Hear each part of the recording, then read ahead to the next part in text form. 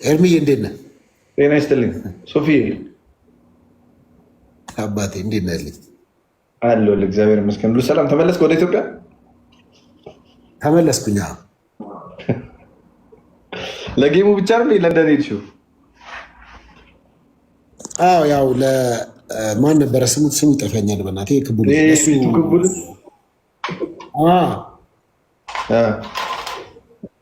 ለሱ ልጅ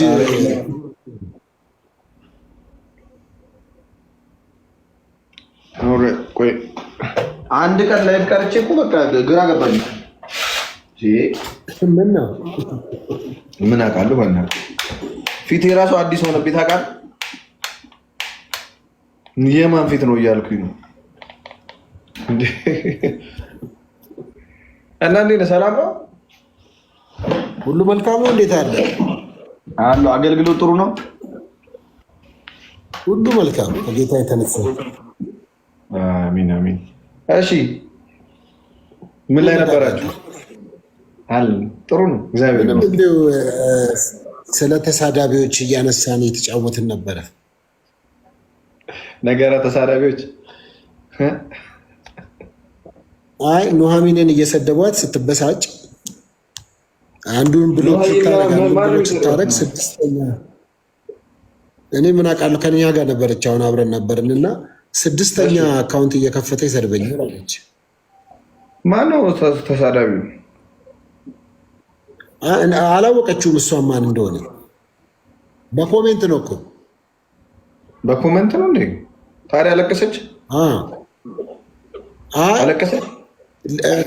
አትሳደብ አንተ ምናምን እያለች እየለመነች ነበረ። አንዱን ብሎክ ታደርጋለች፣ ሌላ ይከፍታል። አንዱን ብሎክ ታደርጋለች፣ ሌላ ይከፍታል። በለጡ ነው እንዴ? ማነው? ሶሪ በላይ ነው እንዴ? በላይ ምንድን ነው በላይ? በሊም ይባላል። አንድ ሰው እኔ ባይዘው ይወለደ ቢሰድቡኝም ቢመርቁኝም ሁለቱም አንድ አይነት ነው ለኔ። እኔ ብዙ እንትን አላደርግም፣ ትኩረት አልሰጥም።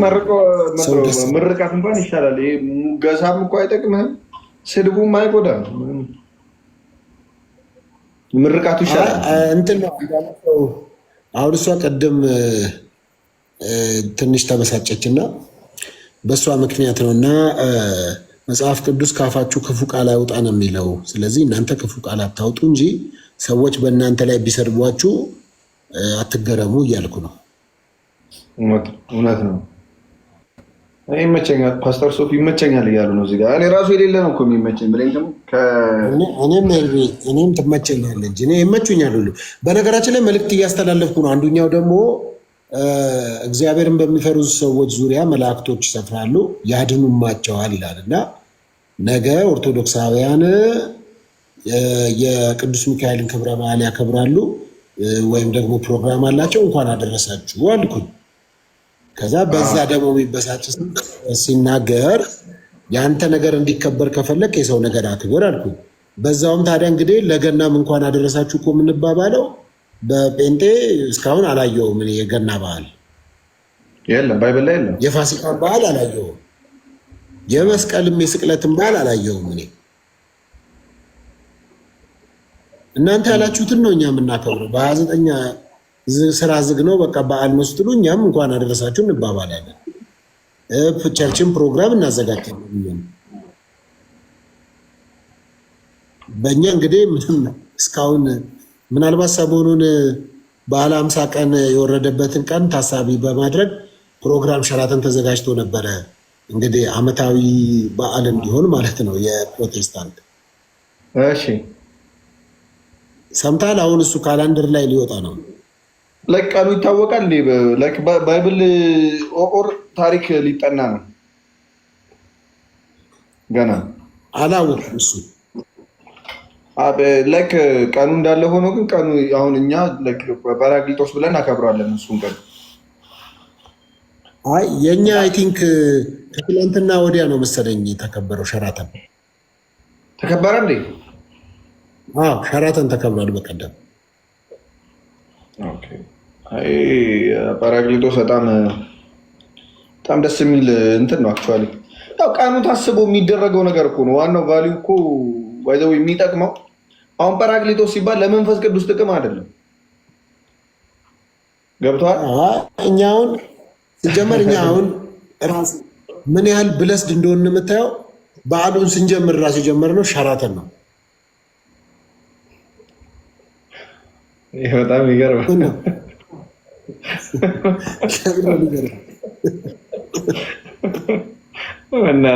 ላልፍ እየሞከርኩ ነው። አታስገኝ ሶፊ።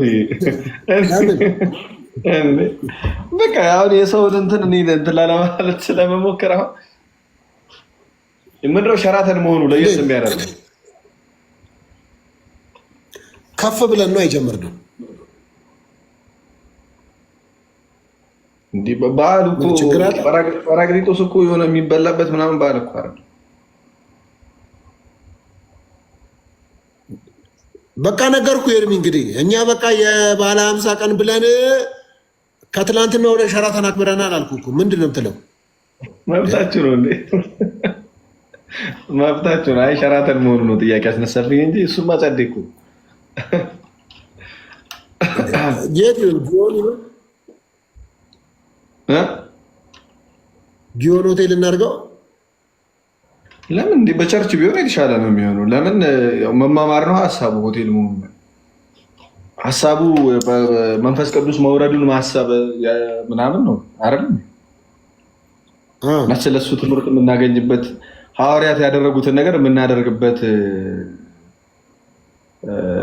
እነዛ ነው ሀሳቡ። የጰራቅሊጦስ አይደል? የእኛ ሀሳብ እሱም ነው። ደግሞ እንደ ፕሮቴስታንት አሁን ወደ 43 ሚሊዮን ገብተናል።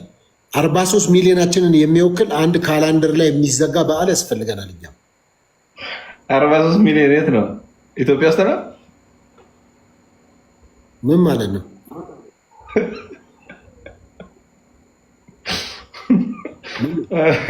ዲጂፒ ነው።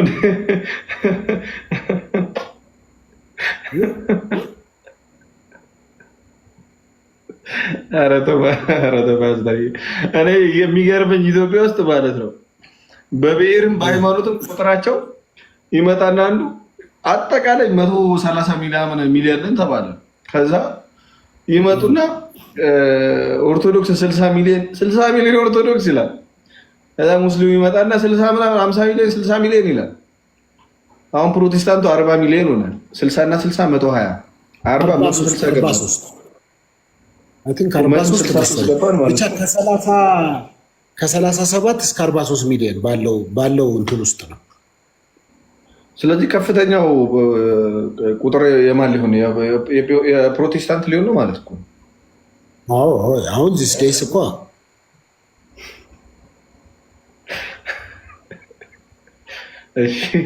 እሺ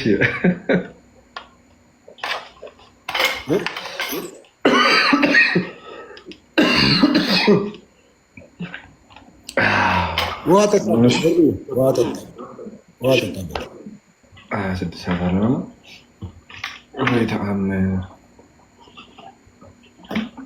ማን የቆጠረው ግን?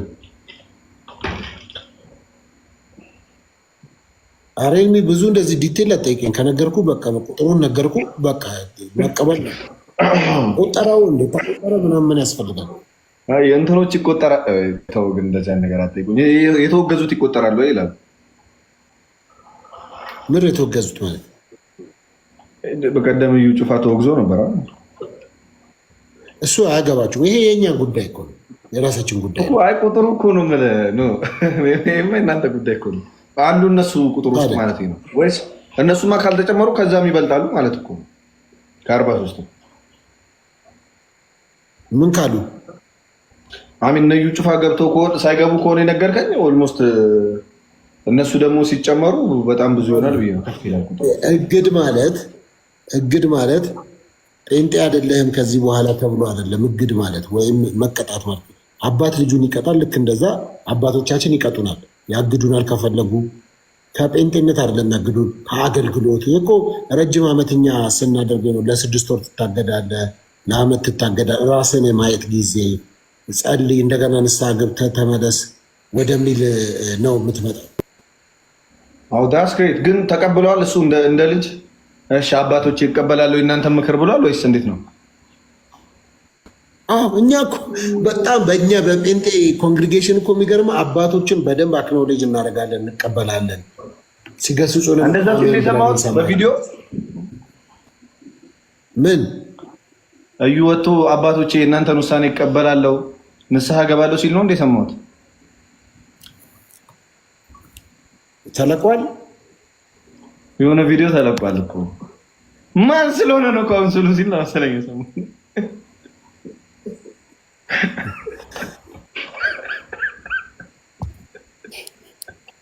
እርም እንቅልፍ መጥቷል። ተኛ ነው። አይ እንዴት ነሽ? ልጅ ሳልፈልግ አታናግረኝ ሶፊ። ያባል አወገዛቸው እሱ ራሱ እኮ አንተ ብቻውን መንግስት እኮ ነው። ግን እዩ አንደኛ ይመቸው። ተሳስተሃል።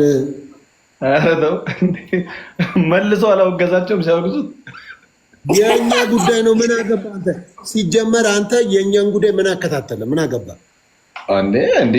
ምንም ቢሆን እኮ እኔ እወዳቸዋለሁ እኮ እወዳቸዋለሁ። ምን ነው ጠላት እኮ አይደለም። ሲሪየስ አንደኛ የሀገሬ ልጅ ናችሁ፣ ሁለተኛ ሰው ናችሁ እንዴ፣ ሶስተኛ ደግሞ እኔ አሁን ሰው አምላኬን እገዛለሁ ብሎ የሚያመልክ ሰው ሁሉንም እወዳለሁ፣ ለየት ባለ ፍቅር ደግሞ ከሌላው ማለት ነው። እና ታዲያ ከወደድከን ለምን አትመጣም? ለምን ከኛ ጋር አትቀላቀልም? እንደዚህ በሩቅ እኛም በመውደድ ከምትቀላቀል ለምን አብረን ሶፊ፣ ትምህርታችሁን አይደለም የምወደው፣ ሰዎቹን እወዳለሁ። አሁን እኔ አንተን በጣም እወዳለሁ። አነጋገር ምን እናሳዝንሃለን ስታይል ነው? ማሳዘን ሳይሆን ፍቅር መውደድ እንጂ አስተምሮቱን አልቀበልም። ልክም አይደለም። ምን አይነት አስተምሮ ውስጥ የማትቀበሉ? ለምሳሌ የመጀመሪያው ከቤተክርስቲያን የወጣ ከአንዲቱ ቤተክርስቲያን የተነጠለ አስተምሮ፣ ሁለተኛ ሐዋርያዊ ቅብብሎች የሌለው ለምሳሌ በመጽሐፍ ቅዱስ ላይ ዝም ብሎ ራሱን የሾመ ሰው የለም። ራሱን የሾመ ስለ ድንገት ኢየሱስ ተገለጠልኝ ብሎ የተነሳ ሰው የለም። ገብቶሃል? ቅዱስ ጳውሎስ እንኳን ኢየሱስ ሲገለጥለት ወደ አናንያን ይላክ እና ከዛ በኋላ ነው ከቤተክርስቲያን በመንፈስ ቅዱስ የተመረጠው ማለት እና ኢቨን ጌታ ኢየሱስ ክርስቶስ አግኝቶት አናንያ ተጠመቅ እስከሚለው ድረስ ኃጢአትን ታጠብ ነው የሚለው፣ ተጠመቅ ሲለው ማለት ነው። እስከዛ ድረስ እንኳን ኃጢአተኛ መሆኑን ነው የሚናገር መጽሐፍ ቅዱስ። ስለዚህ አንደኛ ራሱን ሾሞ መነሳት ይሄ ክርስቲያናዊ መጽሐፍ ቅዱሳዊም አይደለም፣ ቤተክርስቲያናዊም አይደለም። ሐዋርያዊ ቅብብሎች ማነው ራሱን ሾሞ የተነሳ? እኛ እኮ በእኛ አስተምህሮ ራሱን ሾሞ የሚነሳ የለም። ለምሳሌ 5ቱን ሶላዎች ትቀበላለህ ሶፊ? ስለዚህ 5ቱን ሶላዎች ማን ነው ለመጀመሪያ ጊዜ ያመጣው? እንደዛ የሚል ትምህርት ያመጣ? ስለ ትምህርቱ ሳይሆን መጀመሪያ ደረጃ አሁን ያልከው ራሱን ሾሞን ያልከው፣ ከዛ ደግሞ ወደ 5ቱ ሶላዎች ይልካል። ይኸው ራሱን የሾመ ሰው ልነግርህ እኮ ነው። አሁን ጠራልኝ 5ቱ ሶላዎች ይቀበላሉ ስትል እንደማን ነው? እንዴት ነው አዳምጣ። አሁን ወደ ሉተር ምናምን እዛ እንደገና ገብተህ ሩቅ ፈረንጆች ጋር ለምን ሄዳለን? እዚሁ በመጽሐፍ ቅዱሱ ጉዳይ እንጫወት፣ እናውራል። በመጽሐፍ ቅዱሱ ጉዳይ ራሱ ለማውራት ሶፊዬ መጽሐፍ ቅዱስ ከየት መጣ የሚል ጥያቄ ያስነሳል። ጠይቀኝ ከየት እንደመጣ። እሺ መጽሐፍ ቅዱስ ከየት መጣ? ከመጽሐፍ ቅዱስ ማህበር። የትኛው መጽሐፍ ቅዱስ ማህበር? እዚህ ብሔራዊ ቲያትር ጋር ያለው ለጋር። ማን የጻፈው? የኢትዮጵያ መጽሐፍ ቅዱስ ማህበር ያሳተሙ። እንግሊዘኛውንስ? እንግሊዘኛው ስሄድ ነው አለኝ። ስሄድ ከውጭ ይገዛለሁ፣ ግን ከፈለክ እዛም አለ። ኤኒዌይ መጽሐፍ ቅዱስ አረዳዱ ለራስ ስልጣን ከመስጠት የሚመጣ ስለሆነ ያኛውን አልቀበልም ማለት ነው እንጂ ትምህርቱን አልቀበልም። ለዛ ነው ሶፊዬ እንጂ ሰዎቹ በጣም እግዚአብሔር በሚያውቀው የምሬን ነው ጌታ ይሄ ለእንትን አንተ ምናምን ግን መጽሐፍ ቅዱሱ የመጣው ከኢትዮጵያ ኦርቶዶክስ ቤተክርስቲያን ነው ብለህ ነው የምታምነው? አይ ኢትዮጵያ ኦርቶዶክስ ቤተክርስቲያን ተብላ የግለሰብ ቸርች አይደለችም። ኢትዮጵያ ኦርቶዶክስ ቤተክርስቲያን ኦሪየንታል ቸርች ነች። ያቺ ኦሪየንታል ቸርች ደግሞ የነበረች ነች ከድሮ ገባ የነበረች መጽሐፍ ቅዱሱ ከዛ ነው የመጣው ነው የምትለኝ አንተ? መጽሐፍ ቅዱሱ ከአንዲቷ ቤተክርስቲያን ነው የመጣው። ከአንዲቷ ቤተክርስቲያን ነች ፕሩፍ ያደረገችው አይደል? ሰብስባ በጉባኤ ነው ይሄ መጽሐፍ ቅዱስ ነው ብላ ያጸደቀችው። የኢትዮጵያ ኦርቶዶክስ ቤተክርስቲያን ኦብቪየስሊ አንዷ እሷ ነች፣ አካል ነች የኢትዮጵያ ኦርቶዶክስ ቤተክርስቲያን ኦሪየንታል ቸርች ስለሆነች ማለት ነው። ማለት እወዳለሁ፣ ቅንነትህን አደንቃለሁ፣ አከብራለሁ። ግን አሁን የምትለኝ እስኪ መጽሐፍ ቅዱስ እንደዚህ ነው የመጣው የሚል አሁን እኮ እያልክ ያለው ለአንተ መጽሐፍ ቅዱስ የሰጠን አይደለማ። ለአንተ መጽሐፍ ቅዱስ የሰጠን እኛ ነን እያልከኝ ነው እኮ። እኛ ስትል ቤተክርስቲያን የሰጠች ታሪክ ታመጣለህ? ገዝቼ ነው እያልኩ አይ መግዛት ራሱ አምነህበት አይደል የምትገዛው? መጀመሪያ የመንፈስ ቅዱስ ቃል መሆኑ እኮ። ግን ምንድን ነው የሚለው መጽሐፍ ቅዱስ? የኢትዮጵያ መጽሐፍ ቅዱስ ማህበር አይደለ 1954 የታተመው እሱ ትርጉም ነው ሶፊ፣ እሱ እኮ ትርጉም ነው እኮ። ትርጉሙ ታዲያ ከዕብራይስጥ ከግሪክ ይሁን ከእንግሊዝኛ ይሁን ተተረጎመ። ለምሳሌ የማቴዎስን ወንጌል የማቴዎስ እንደሆነ በምን አወቅህ ብለህ የማቴዎስ ወንጌል ስለሚል መጽሐፍ ቅዱስ ላይ የማቴዎስ ወንጌል ስለሚል አይ መጽሐፉ ላይ የማቴዎስ ወንጌል ይላል። የማቴዎስ ወንጌል ሲባል እንዴት ነው የተባለው? ማን ያለው? ቤተክርስቲያን የማቴዎስ ወንጌል። ማቴዎስ ራሱ የማቴዎስ ወንጌል ብሎ ነው የጻፈው? ሙሴ ታዲያ ራሱ ነው ዘፍጥረትን ሄዶ የጻፈው? ሙሴ ዘፍጥረትን የጻፈው እኮ። እንዴት ታዲያ ማቴዎስን አይደለም ጠይቀኛለህ እኮ።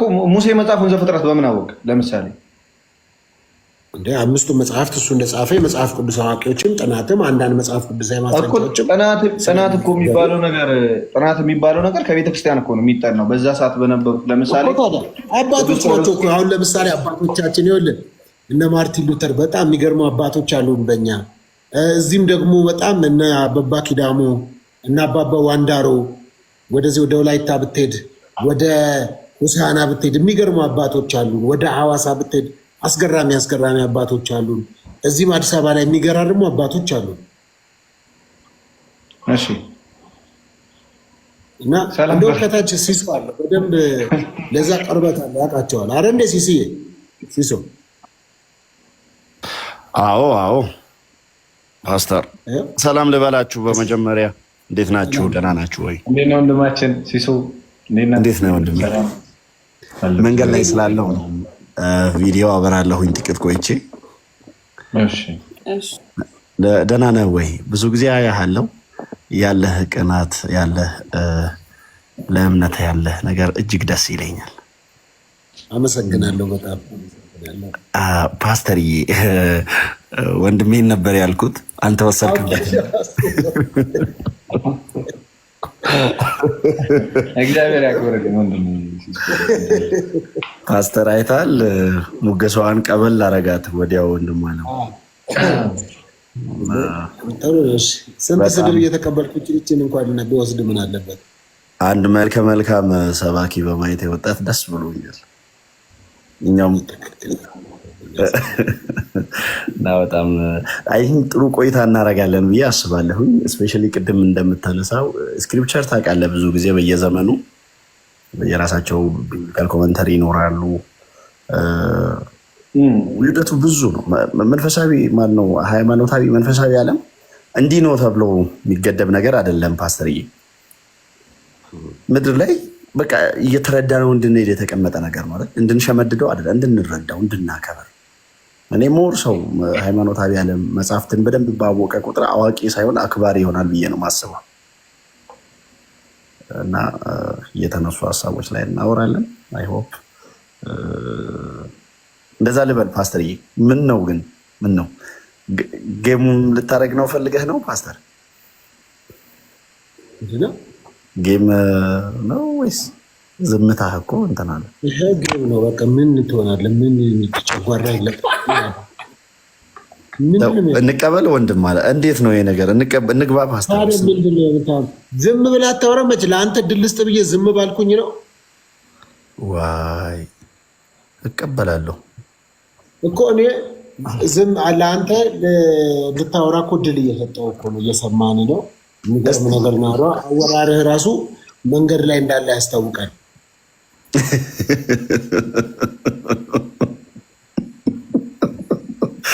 አይ ፓስተር፣ እሺ ዲር ብራዘር፣ እስቲ አንድ ነገር እናንሳ። ብዙ ጊዜ ቢብሊካል ነገር ላይ ስታነሳ ኤርሚ ብዙ ነገር ሳይሆን ከእንትኑ እንዳልወጣ ኤርሚ ያነሳቸው ሀሳቦች አሉ። እዛ ላይ መነጋገር ይቻላል፣ ልናወራ እንችላለን። በደስታ እናንሳ። እጅግ ደስ ይለኛል ፓስተር። እኮ ሰምተኸዋል አይደል? ኤርሚ እስካሁን ሲያወራ የነበረውን እየተወሰነው ሰምቼዋለሁ እና ኤርሚ ወሳኝ ነገሮችን ምን ሰማህ? ፓስተር እሱ አሁን መጽሐፍ ቅዱስ ከየት ነው ያመጣችሁት እናንተ? ቤተክርስቲያን ነች የሰጠቻችሁ እያለ ነው። እስቲ እሱ ሳንሳ እውነት ነው። ቤተክርስቲያን ናትን የሰጠችን እኮ ከየት ነው የሰጠችን ነው። በጣም ጥሩ። እሱ እያለ ያለው የኢትዮጵያ ኦርቶዶክስ ቤተክርስቲያን ነች፣ የእኛ አባቶች ናቸው፣ የማቴዎስ ወንጌልን የማቴዎስ ወንጌል ብለው አንተ ጋር ያደረሱት የእኛ አባቶች ናቸው እያለ ነው። ኦሪየንታል የሆነች ኦርቶዶክስ ቤተክርስቲያን ናት ነው የኤርሚ ሀሳብ። ኤርሚ እንደዚህ ነው ያልከው? የኢትዮጵያ ኦርቶዶክስ ተዋህዶ ማለት እንችላለን። ፓርት ኦፍ ኦሪየንታል ቸርች አይደል? ኦሪየንታል ቸርች ደግሞ እስከዛሬ ከመጀመሪያው ጉባኤ ጀምሮ ሳትፈርስ የመጣች ጉባኤ ኦሪየንታል ቸርች ነች። በታሪክም በምንም የሚታወቅ ነው። ከዛ አንጻር አባቶች ደግሞ ያላቸውን አስተምሮ እስኪ አባቶች አስተምሮ ምን ይመስላል? አሁን ምንድነው ያልኩት የጠየቅኩት ነገር አባት ሲባል ለምሳሌ ጴንጤዎችን እወዳለሁ ግን ደግሞ አስተምሯቸው ልክ ነው ብዬ አላምንም። ከምን አንጻር ነው የማላምነው ወይም ልክ አይደለም ሲባል ሐዋርያዊ ቅብብሎች የሌለው ድንገት የመጡ አስተምሮቶች አሉ ብዬ ተናገርኩ። ለምሳሌ አምስቱ ሶላ የሚባሉ ለምሳሌ እምነት ብቻ የሚለው ሀሳብ ከማርቲን ሉተር የመጣ ነው። ገብቶሃል? ስለዚህ ያ ድንገት ራሱን ሾሙ ከቤተክርስቲያን። ለምሳሌ በመጽሐፍ ቅዱስ ስናየው ቅዱስ ጳውሎስ እንኳን ራሱን ሾሞ አይደለም የተነሳው። ጌታ ኢየሱስ ክርስቶስ ሲሾመው እንኳን ወደ አናንያ ላከው፣ እንዲጠመቅ አደረገው። ተጠምቆ የኃጢአት ስርየት እንዲያገኝ ካደረገው በኋላ ከዛ በኋላ ነው መመስከር የጀመረው ማለት ነው። እና ከዛ አንጻር ለምሳሌ እነዚህ አስተምሮቶች ድንገት ብቅ ያሉ አስተምሮቶች ናቸው። እስፔሻሊ ደግሞ ይሄኛው አሁን በፕሮቴስታንት ወንድሞቻችን ዶክትሪን ያሉ የመጽሐፍ ቅዱስ አረዳዶች ድንገት ብቅ ያሉ እንጂ መጀመሪያ በአባቶች ዘንድ የሚታመኑ አይደሉም። ሰው ከዛ አንጻር ለምሳሌ አምስቱ ሶላዎች ብዬ ጀመርኩት። እምነት ብቻ የሚለው ሀሳብ ለምሳሌ በቤተክርስቲያን ውስጥ የሚታወቅ ትምህርት አይደል፣ በመጽሐፍ ቅዱስም የሚታወቅ ትምህርት አይደል። መጽሐፍ ቅዱስ ላይ አንድ ቦታ አለ እምነት ብቻ የሚል፣ እሱም እምነት ብቻ እንደማያድን የሚገልጽ ፓርት ማለት ነው። እምነት ብቻ እንደማያድን እንጂ እምነት ብቻ እንደሚያድን የሚናገር አንድም የመጽሐፍ ቅዱስ ክፍል የለም። ከዛ አንጻር ምንድነው ይቺ ዶክትሪኗ ከምን የመጣች ነች? ሰዎች ራሳቸውን ሾመው በመጽሐፍ ቅዱስ ላይ ራሳቸውን አይምሯቸውን ሚዛን በማድረግ የመጡ ናቸው። ከዛም የተነሳ ደግሞ ብዙ መከፋፈሎችን እናያለን፣ ብዙ መለያየቶችን የድህነት ትምህርት ላይ ማለት ነው። እና የድህነት ትምህርት ላይ አንድ ሰው ከተለያየ አላቅም በምን አንድ ሊሆን እንደሚችል ማለት ነው። እና እነሱንም ማንሳት እንችላለን ወንድማቸው። ለዛ ነበር በጣም ጥሩ። ለምሳሌ የተጨመሩ አምስቱ ሶላዎች አሉ። ለምሳሌ በእምነት ብቻ አልክና እንደዚህ አስበኋል። እስኪ ይህን ጥያቄ በመጀመሪያ ራሳቸውን ሾሙ የሚለው ጌታ እግዚአብሔር ምድር ላይ ሰዎችን የሚፈጥረው ለምን ይመስልሃል? እንዲያገለግሉት ነው አይደል? በአንተ ዘመን እግዚአብሔር ይሰራል አይደል? ሁልጊዜ ለዘላለም ከእናንተ ጋር ነኝ ይላል ጌታ ኢየሱስ። አንተም ግን በዘመንህ ሰርተህ ታልፋለህ ማለት ነው። ኦብቪየስሊ በደንብ ከእግዚአብሔር ጋር ሰራተኛ ነህ። እውነት ነው። በጣም ጥሩ። እሱ ዘላለማዊ ስለሆነ ጊዜያዊ በሆነው በአንተ ዘመን ዘላለማዊ ፕሮግራሙን ያስቀምጣል አይደል? እውነት ነው። ጊዜያዊ በሆንኩት በእኔ ግን ደግሞ በተመሰረተ መሰረት ላይ ኦልሬዲ ተመሰረተዋል። መሰረት አሁን ብድግ ብዬ መጥቼ አባቶችን መጀመሪያ የነበረችዋን ቤተክርስቲያን አጌነስትም መሆን ከሆነ የኔ መንፈስ ከጌታ ከኢየሱስ ክርስቶስ እንዳልሆነ። አይ መሰረት እኮ አንድ ነው። መሰረት አንድ ነው። መሰረት በነቢያትና በሐዋርያት መሰረት ወይም በክርስቶስ ላይ ተመስርታችኋል። እንደውም ኢቨን ጴጥሮስም ምንድን ነው ያለው? አይ ስታብሊሽ ማይ ቸርች አይደለም የሚለው ቤተክርስቲያንን በአንተ ላይ እመሰረትብሃለሁ ነው የሚለው። ልክ ነኝ አይደል? በዚህች ዓለት ላይ ቤተክርስቲያንን እሰራለሁ፣ ቤተክርስቲያንን እመሰርታለሁ ይላል። ከዛ ሌላ ቦታ ላይ ምን ይላል መሰለህ ጳውሎስ ሲናገር? ከዚህ መሰረት ውጭ ይላል መላእክቱ እንኳን ቢሰብኳችሁ፣ አዲስ ፍጥረዋን ቢሰብኳችሁ እንኳን ምን ያሉ ይሆኑ? የተረገሙ ይሆኑ ይላል። መሰረት አንድ ተመስርቷል። የአዲስ ኪዳን መሰረት ደግሞ ትምህርት አይደለም፣ ክርስቶስ ነው። ትምህርት ክርስቶስን ነው የሚገልጠው። ይኸውልህ የአዲስ ኪዳን መሰረት ክርስቶስ ነው፣ በጉ ነው እንጂ የኔ ወይም የአንድ ሰው አስተምሮ መሰረት ሊሆን አይችልም። መሰረቱ ክርስቶስ ነው። መሰረቱ ክርስቶስ ነው። ኦብቪየስሊ የትኛው ክርስቶስ ግን? ጥምቀት ያድናል ያለው ወይስ ጥምቀት አያድንም ያለው ክርስቶስ? አይ የትኛው ክርስቶስ ብለንም አንሄድም። አሁን ለምሳሌ እንዴት ነው መሰለህ ለመግባባት ስለምናወራ ክርስቶስ ራሱን የገለጠው በሁማኒቲ ኤንድ ዲቲ ኦፍ ኔቸር ነው። ዲቲ ኤንድ ሁማኒቲ ላይ ነው ያወራው። ስለዚህ አንተና እኔ ደግሞ ባይብልን እንደሚያወራ ሰው ስናወራ ሁማኒቲውንና ዲቫይን ኔቸሩን አይተን ነው የምናወራው ብዬ አስባለሁ። አይደለ? ያ ዲቫይን ኔቸር እኮ ማንም እንዳያስታችሁ ተጠንቀቁ እያለ አይደል የሚናገረው ጌታ ኢየሱስ? ማንም እንዳያስታችሁ ተጠንቀቁ፣ ሐሰተኛ ክርስቶስ እያለ ጌታ ኢየሱስ ክርስቶስ በመጨረሻው ዘመን ስለሚነሱት ነገሮች ሲናገር እኮ የሚያስጠነቅቀን ትምህርት ነው አይደል? ይቅርታ እድሉን ስጠኝና መጀመሪያ እስኪ ሀሳቤን ላብራራልህ ይበልጥ። አይ ቲንክ በአንተ በኩል ብዙ ሰው እየሰማን ነው ብዬ አስባለሁ። መሰረት ክርስቶስ ነው ይልና ጳውሎስ ምን ይላል መሰለህ? ኤግዛክት እንግዲህ ለዚህ ባልዘጋጅም ባለው ሁኔታ ግን ላብራራልህ የምወደው ማንም ግን በሚያነጻው መሰረቱ ኦልሬዲ ተመስርቷል። ክርስቶስና ደሙ ነው። ቤተክርስቲያን በክርስቶስ ደም የተዋጀች ነች። በአገዳ ማነጽ፣ በወርቅ ማነጽ እያለ ስለ ማነጽ ጉዳይ ያወራል። አግኝተኛል። አሁን የማነጽን ጉዳይ የሰው ጉዳይ ነው። መሰረቱ ግን ክርስቶስ ነው። ለምሳሌ ቅድም ያነሳህልኝን እናንሳ። እምነት ብቻ አለ፣ አምስቱ ሶላዎች፣ እምነት ብቻ፣ በጸጋ ክርስቶስ ብቻ፣ ባይብል ብቻ እያለ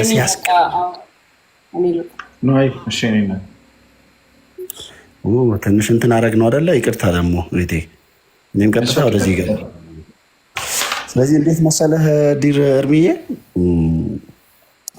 ኤግዛክት እንደዚህ በደንብ አንደርስታንድ እንድታደርግ ወደው እንድታንጽ ተፈቅዶልሃል ሳይሆን መሰረቱ ኦልሬዲ ታንጿል። መሰረቱ ላይ ግን ታንጻለህ። ባይብል ይላል ቆሮንቶስ ላይ በምን እንደምታንጹ ተጠንቀቁ ይላል። እዛ ጋ ግን ምን ይላል? የአገዳ አስተምሮ አለ አይደል?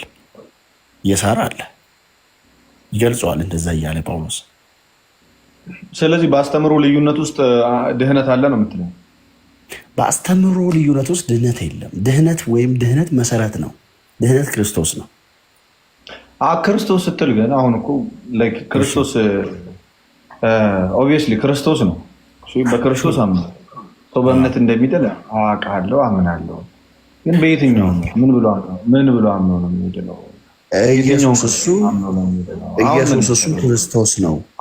ኢየሱስ እሱ ክርስቶስ ነው። እሺ አሁን ኢየሱስ እሱ ክርስቶስ ነው ካልክ በኋላ ግን ኢየሱስ ክርስቶስ ይኸው በጥምቀት በኩል የኃጢአት ስጋችሁን ገደሉ ሲል አይ ጥምቀት ለምስካሪነት ነው እንጂ ለዛ አያገለግልም የሚል መንፈስ ከውስጥ የሚመነጭ ከሆነ አንደኛው ብድግ ብሎ መንፈስ ቅዱስ ነካይ ብሎ የሚያወራው ልሳን፣ ሌላኛው ግን ያንን ልሳን የሚቃወም መንፈስ ካለው አንደኛው ስላሴ አለ ወይም ደግሞ በስላሴ እናምናለን እያለ ሌላኛው ደግሞ አይ ስላሴ እናንተ የምትሉት ስላሴ ጣዖት ነው እያለ ተመሳሳይ አይነት ልሳን በማውራት ልሳናቸው ግን ተመሳሳይ በሚሆን በዚህ ውስጥ አንድ ኢየሱስ ይመለካል ብለህ ታምናለህ? በጣም ጥሩ። ይህንን ባይብል ቀድሞ አስቀምጦታል ብያለሁኝ። ለምሳሌ መዳኘትና መፍረድ አልችልም። እኔ ማውራት የምችለው የትኛው ነው? ስለ መሰረቱ ነው አይደለ? አሁንም ማውራት ልክ በነገራችን ላይ ወንጌል አስተማሪ ሆነ ልክ ልትሆንበት የምትችለው ክርስቶስን ብቻ አስተምረህ ነው አይደለ? አይመስልህም? ክርስቶስ ስትል እኮ አሁንም ክርስቶስ የሚለው ሀሳብ ላይ እኮ እስማማለሁ ከአንተ ጋር። ክርስቶስ ስትል ግን የትኛው ስላሴን ያስተማረው ወይስ ያላስተማረው? አይደለም ስላሴን ትሪኒቲን ያላስተማረ የፕሮቴስታንት እምነት አለ ብዬ አላምንም። ለምሳሌ የፕሮቴስታንት ሳይሆን አየኋር መጽሐፍ ቅዱስ ይዘን እንስማማለን እና በክርስቶስ ማመን ያድናል የምትለኝ ከሆነ ይኸው ትሪኒቲን ጣዖት የሚሉ እኮ ኢየሱስ ጌታ ነው፣ ኢየሱስ አምላክ ነው፣ ኢየሱስ ሞቶ ጂሰሶችን እያልከኝ እንዳይሆን ኦብቪየስሊ እነሷም ክርስቲያንን ብለው ነው የሚያምኑት። አሁን ራስህን ከእነሱ ስትለይ ያው የእነሱ አስተምሮ ልክ ስላልሆነ ኢየሱስ ቢሉ ኢየሱስ በስጋ መምጣቱን ቢያምኑ አይድኑም እያልከኝ ነው። እነሱ ጆሴፍ ስሚዝን ታውቀዋለህ? ጆሴፍ ስሚዝ ማለት ሞርሞኒዝም የሚባል አስተምሮ አለ አይደለ? አሁን ከልት የምንላቸው አሉ፣ ሄሬሲ የምንላቸው አስተምሮቶች አሉ። በባህሪያቸው ትሪኒቲ ላይ እነዚህ ቤዚካል ሳልቬሽን ላይ ረደምሽን ላይ አተንመንት ላይ ምናምን ላይ ፊገር አድርገህ ታወጣቸውና ሄሬሲ ወይም ከልት የምንላቸው አስተምሮቶች አሉ። በዚህ ታምናለህ ብዬ አስባለሁ። ስለዚህ አሁን ኦንሊ ጂሰስን እዚህ ውስጥ አምጥተህ የኦንሊ ጂሰስን አስተምሮ አብራራ ብትለኝ እኔ የእምነቱ ተከታይ አይደለሁም። እነሱ የሚሉትን አባት የሌለውን ክርስቶስን አልከተልም። ትሪኒቲን እስከተቃወመ ድረስ አየኸው፣ ይህን ነው የምለው። ትሪኒቲን ሲቃወም አትቀበሉም አንተ። ለምን? ይኸው ኢየሱስ ጌታ ነው ይላሉ እነሱ፣ ሞቶልናል ይላሉ፣ አረግ እንዴ ተነስቶልናል ይላሉ። ይኸው መንፈስ ቅዱስ ሰጠን ብለው ደግሞ ፔንቴኮስታሎች የሚያወሩትን ልሳን አቀላጥፈው ያወራሉ። ግን አትቀበላቸው መስቲል አንተ ኢየሱስን ይሰብካሉ ብለህ አታምንም። በእነሱ ስብከት አሜን አትል። የእነሱን መዝሙር አትዘምርም። እንዴት መሰለ ባይ ዘ ዌይ አይ ቲንክ ጥሩ እየተማማርን ነው ብዬ አስባለሁ። ሰው ሊቀጥል ለምሳሌ አሁን የእነሱን ትምህርትና አስተምሮ አትቀበልም ማለት ለምን ደግሞ አትቀበለው ብትለኝ ኦንሊ ጂሰስ ስለሆነ አይደለም አልቀበለው፣ ቢብሊካል ስላልሆነ ነው ማልቀበለው። መጽሐፍ ቅዱስ ቢብሊካል አለመሆኑን በምን ያወቅ? በምን መዘንከ? በጣም ጥሩ። ክርስቶስን አልገለጠውማ። በምን አወቅ? ክርስቶስ ያስተማረው ቅድምን አልኩህ። መሰረታችን ምንድን ነው አለን እርምዬ? ክርስቶስ ያስተማረው እነሱም ክርስቶስ ያስተማረው ይልሃል። አንተም ክርስቶስ ያስተማረው ትላለህ። ማን ነው የሚዳኛቸው? አንተና እነሱ? ባይብል ነው የሚዳኘን። ባይብልን እነሱም ይቀበላሉ፣ አንተም ትቀበላለህ። እነሱ ስላሴ ያለ የለም ይላሉ፣ አንተ ስላሴ ያለ ኢየሱስ አባት አለው ይላሉ ትላለህ አንተ። እነሱ ደግሞ አይ ክርስቶስ አባት የለውም ብለው እነሱም በራሳቸው መንገድ ያብራራሉ፣ አንተም በራስህ መንገድ ታብራራለህ። ስለዚህ አሁን ያን ነገር የምታውቀው ገብቶሃል። ሚዛን የሚሆነው ለአንተ ጭንቅላት ነው አይደል? ኖ ጭንቅላቴ ልክ ነህ። ወደ ጭንቅላቴ ሳይሆን የምንመጣው ምን አልኩህ መሰለ ቅድም ምን አለን? እያንዳንዱ በወደደው ባለው መሰረት ላይ ያንጽ ይላል። ግን እንዴት እንዲያንጽ ይጠብቅ ነው የሚለው። ኦኬ፣ እንዴት እንዲያንጽ ይጠብቅ ነው የሚለው። ሰው አሁን ቅድምን ብያለሁ። እኔ ስለ መሰረቱ ስለ ክርስቶስ አውቄ ወደ ክርስትና ስመጣ፣ በነገራችን ላይ ክርስቲያን ስትሆን ቦርናጌን ነው የምታደርገው አይደለ? በክርስቶስ ኢየሱስ አዲስ ፍጥረት ነው ወይም የክርስቶስ ተከታይ ነህ አንተ። እዚህ ላይ ግን መሰረቱ ላይ ደሙ ላይ ክርስቶስ ላይ ከመጣው በኋላ ያሉ ማነጾችን ያሉ ሂደቶች ግን አንደርስታንድ አድርገኸኛል። እሹ ሊሆኑብኝ አይችሉም። አሁን እንደማብራራው እንደነገርኩ ኦንሊ ጂሰስ ብቻ አይደለም። ሞርሞኒዝም አልኩህ። ስለ ሞርሞኒዝም ታውቃቸዋለህ? ጆሴፍ ስሚዝ የጀመረው ሞርሞኖች። እሺ ጆባ ዊትነሶች ታውቃቸዋለህ? ከ2700 በላይ ከልት የሚባሉ አስተምሮች አሉ ከባይብል የወጡ 2000 በላይ የሆኑ። ማነው ከልት ያላቸው? በጣም ጥሩ። አየህ ቴዎሎጂካል ኮርሶችን ወስደሃል አንተ? እሺ እኔ አልወሰድኩም ቴዎሎጂካል ኮርሶች። ማን ነው ግን እንደዛ ያወጣቸው ነው ጥያቄ። በጣም ጥሩ። ማን ነው እንደዚህም ፊገር አድርጎ ያወጣቸው ካልክ ስለ ለምሳሌ ወደ ባይብልህ እንምጣና የመጽሐፍ ቅዱስ የመጀመሪያ ቃል ምንድን ነው? የመጀመሪያው መጽሐፍ የቱ ነው ታውቀዋለህ? ትሮሎጂ አቀማመጥ የብሉይ ኪዳን የሙሉ የመጽሐፍ ቅዱስ ዘፍጥረት። አየህ አሁን ዘፍጥረት ሲሆን ቅድም እያልክ ነበር ኦሪትን ለምን ጻፈ? እንዴት ጻፈ? ኦሪትን ማነው የጻፈው? እንዴት አመንክ? እያልክ እየጠየቅ ነበር። ከታች ሆኜ እየሰማሁኝ ነበር። አንተ ኢሹ ሊሆንብህ የሚገባው ሞርሞኒዝም አስተምሮቸውን ወይም ኦንሊ ጂሰስ አስተምሯቸውን ወይም የሆነ መጽሐፍ አጻጻፉ አይደለም። አንተ ምን ታውቃለህ ነው የሚወስነው። ባይብልን ታውቃለህ ወይ ነው የሚወስነው። አይመስልም? የኔ ግን ጥያቄ ከፋሉ እንደምን ሲሶዬ በጣም ከክብር ጋር ማለት ነው። የኔ ጥያቄ አሁን አንተ እኔ አውቃለሁ እያልክ ነው። እኔ አውቃለሁ እኔ ልክ ነኝ እያልክ ነው። በዛ በኩል ስላሴ የለም እኮ ለአምላኩ ታማኝ እየሆነ መጽሐፍ ቅዱስን እኔ ነኝ በሚገባ የተረዳሁት እያለ ነው። አንተና እሱን ማን ነው ዳኝቶ ያንተ ልክ ነው የሚል መጽሐፍ ቅዱስ አልከኝ። እነሱ መጽሐፍ ቅዱስን ይቀበላሉ። የሚለያየው ምናችሁ ነው? አረዳዳችሁ ነው፣ አቀባበላችሁ ነው። አቀባበል ደግሞ ስትለኝ በመንፈስ ነው እንዳትለኝ፣ ይኸው እነሱም ልሳን እያወሩ ነው። እንግዲህ የሆነ መንፈስ አላቸው ማለት ነው፣ የሚነካቸው መንፈስ አለ። ይኸው አንተም ልሳን የሚባል ነገር ታወራለህ፣ መንፈስ አለ ማለት ነው አንተ ጋር ገብቶሃል። የትኛው መንፈስ እውነት መሆኑን መመዘኛ ጭንቅላትን የራሱን ጭንቅላት ሰው ሚዛን አድርጎ ነው እየሄደ ያለው። ስለዚህ የራሱን ጭንቅላት ደግሞ ሚዛን ካለ እንደዚህ አይነት ነገሮች ይመጣሉ። አንደኛው ስላሴ አለ ይላል፣ አንደኛው ስላሴ የለም ይላል። አንደኛው ጥምቀት ያድናል ይላል፣ አንደኛው ጥምቀት አያድንም ይላል። አንደኛው ኢየሱስ ለዓለም ሁሉ አልሞተም ይላል፣ አንደኛው አይ ኢየሱስ ክርስቶስ ለዓለም ነው የሞተው ይላል። ገብቶሃል? ሌትስ ዱ ላይክ ዲስ። አንተ ለምሳሌ ይህንን ልመልስ ለምችለው ኦንሊ ጂሰስ ነህ አንተ። ለምሳሌ ኦንሊ ጂሰሶችን አነሳን አይደል እንደ ኤግዛምፕል፣ ስለ ትሪኒቲ ነው ችግራቸው። አንተ ኦንሊ ጂሰስ ከሆንክ የቱ ጋር ሮንግ እንደሆነ አስተምሮቱ መናገር እችላለሁ። በምን አወቅ? በባይብል ስላው። ለምሳሌ ንገረኝ፣ የቱ ጋር እንደሆነ አታውቅማ። አይደለህም እኮ አንተ ብትሆን ነው የምነግርህ።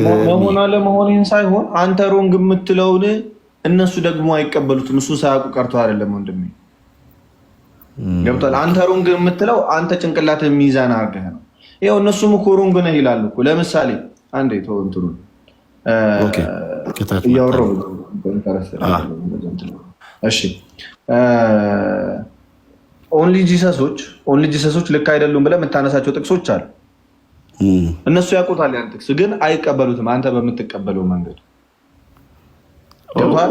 አይቀበሉትም እንጂ ተንኮል አይደለም። ለምሳሌ ተንኮል አይደለም አይቀበሉት። ኢየሱስን ለመግፋት ኢየሱስን ለመጣል አይደለም። አምላኬን አመለኩ ብለው ነው እነሱ። እንዴት ይህንን አሁን ለምሳሌ የኦንሊ ጂሰስን አስተምሮት በመጀመሪያ ለምሳሌ ኦንሊ ጂሰስ አስተምሮቱ ምኑ ላይ ነው የሚለዩት? ትሪኒቲ ላይ አይደል? ሜጀር ልዩነታቸው ትሪኒቲ ነው። ትሪኒቲን ደግሞ ማን ነው የሰበከው ካልከኝ ክርስቶስ ነው የሰበከው። የክርስቶስ ትልቁ ስብከት ትልቁ የላይፉ አምሳያ ትሪኒቲ ነበር። ይሄንን እነሱ ከባይብል አንቲ የሆኑት በነገራችን ላይ ትልቅ ስህተቶች ከመጽሐፍ ቅዱስ ወጥተዋል እኮ ብያለሁ። አንተ ያልተረዳኸው ነገር ብዙ የሐሰት አስተምሮች ከየት ነው የወጡት? ያው ባይብል እንቀበላለን ነው። አሁን እኮ የኔ እንትን እኮ አልገባ። እነሱ ካዱ የምትለውን አሁን የሚያብራሩበት መንገድ አለ። እኔ ልነግርህ እችላለሁ።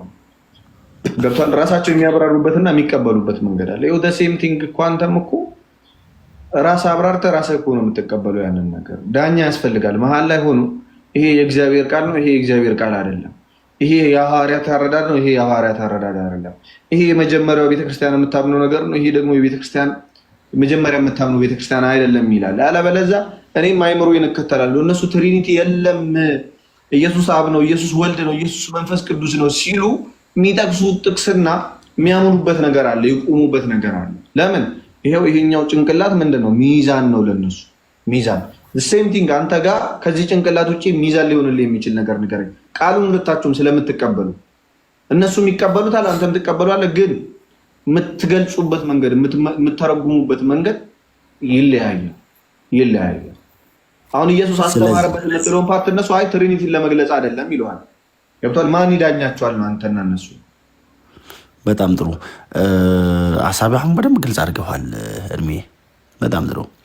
አሁን አንተ ብትሆን ለምሳሌ ጆሴፍ ስሚዝን ልንገርክና ዳኛው እስኪ ጆሴፍ ስሚዝን ዳኛው ስክራይብ ላድርግልህ። ኦንሊ ጂሰስ እንዳለ ሆኖ ጆሴፍ ስሚዝን ዳኛው አንተ ተራራ ላይ ይጸልይ ነበር። ክርስቶስ ተገለጠልኝ አለ። እኔ መሳያ ነኝ አለ። ጌታ ነኝ አለ። መልእክተኛ ነኝ አለ። አይ ቲንክ በዓለም ላይ በጣም ብዙ ሚሊዮን እንትኖች ተከታዮች አሏቸው። ኢቨን ኢትዮጵያ ውስጥም አሉ ሞርሞኒዝሞች። ኮካ ምናምን አይጠጡ ምንም አይሉ ሰዎች ናቸው። ትልቁ ነገራቸው ደግሞ ብዙ አይነት እንዳልኩ ብዙ አይነት ስህተቶች አሉ ከመጽሐፍ ቅዱስ የወጡ። ይህንን መጽሐፍ ቅዱስን ራሱ ነው የሚዳኘው። ግን መጽሐፍ ቅዱስ ሲዳኝ መጽሐፍ ቅዱስ ሲዳኝ ዲፔንድ ኦን ዩር አንደርስታንዲንግ ነው ወይ ካልከኝ ዲፔንድ ኦን ባይብል ነው። ባይብል በባይብል ብቻ ነው ሊብራራ የሚችለው በነገራችን ላይ። ስለዚህ እነሱም በባይብል ላይ ያብራራሉ። በምን እናስተካክል ነው የሚቀበሉትን ጥቅስ አንተ አሁን እኮ ሜይ ቢ ባይብሉ ሳይሆን ለምሳሌ ጌታ ኢየሱስ እኔ ከራሴ አንዳች ላደርግ አይቻለኝም አለ አይደለ? ይሄው ይሄን ጥቅስ ሁልጊዜ ሙስሊሞች እየጠቀሱት ይሄው አይቻልም እኮ ይላሉ። ለምሳሌ አንተ አይችልም ብለህ ትረዳለህ እሱን ጥቅስ? ለምን ነው የምንረዳው? አይቻለኝም ያለው በሁማኒቲው ነው ወይስ በዲቲ ነቸሩ ነው ብዬ ለየዋለሁ። አሁን እሱ ጋር ደግሞ እኔ እንደዛ ብዬ አልረዳም። በሁማኒቲ ነው ወይስ በዛ በእውነተኛ መለኮትን አንተ እንዴት ነው የምትረዳው? እሺ እኔ የምንረዳበት መንገድ አለ፣ እነግርሃለሁ። ለምን እንዳለ ንገረኝ። ለምሳሌ እዛ ጋ የተናገረው ነገር ወይም ደግሞ እዛ ጋ እየገለጸ ያለው ነገር ፊት ለፊቱ ላሉ ሰዎች ሊረዱት በሚችሉት መንገድ ነው የሚናገረው ጌታ ኢየሱስ ክርስቶስ። ሰዎች ሊረዱት በሚችለው ነገር ለምሳሌ ጌታ ኢየሱስ አንዱ ሰው ይመጣና ቸር መምህር ሆይ የዘላለምን ሕይወት ወርስ ዘንድ ምን ላድርግ አለ። እሺ ስለምን ቸር ትለኛለህ? ከአንዱ እግዚአብሔር በቀር ቸር የለም ካለው በኋላ በሌላ ቦታ ደግሞ ጌታ ኢየሱስ ክርስቶስ ምን ይላል? እኔ ጉድ ነው የሚለው አይደል? አም ጉድ ሺፐርድ ይላል አይደል? እኔ መልካም እረኛ ነኝ እያለ ደግሞ ይገልጻል። ዊች ሚንስ ቸር የሚባለው ማን እንደሆነ ለደቀ መዛሙርቱ በተዘዋዋሪ ይነግራል ለሚያምኑበት ሰዎች። አሁን መጽሐፍ ቅዱስ ላይ ምን ተናገረ ሳይሆን ለምን ተናገረ። ለምሳሌ ይህን ያልኩበት ምክንያት ልንገርህ። ዮሐንስ ወንጌል ምዕራፍ 2 ቁጥር 17 ላይ ጌታ ኢየሱስ እነዛን አይሁዳውያን ምን ይላቸዋል? እችን ቤተ መቅደስ አፍርሷት በሶስተኛው ቀን አነሳታለሁ ይላል። እንግዲህ ከአይሁዶች ጋር ያለው ኮንቨርሴሽን በቃ ይቺ ነች፣ አለቀች። እነሱ ምን አሉ? እንዴ ይሄ ነገር ሲሰራ የነበር እንዴት ነው በ3 ቀን ሊያነሳው የሚችለው ብለው በቃ እንደ ሞኝ ቆጥሮት ነው አይደል? በዛ ሰዓት ሊሆን የሚችለው አብራርቷል? አላብራራም። ፐርፐዙ ምንድን ነበረ? ደቀ መዛሙርቱ ከትንሣኤው በኋላ ይቺን ቃል አስበው በእሱ እንዲያምኑ ነው ፐርፐዙ እንጂ ስለ ቤተ መቅደስ እያወራ አይደለም። እዛው ዝቅ ስትል ምን ይላል?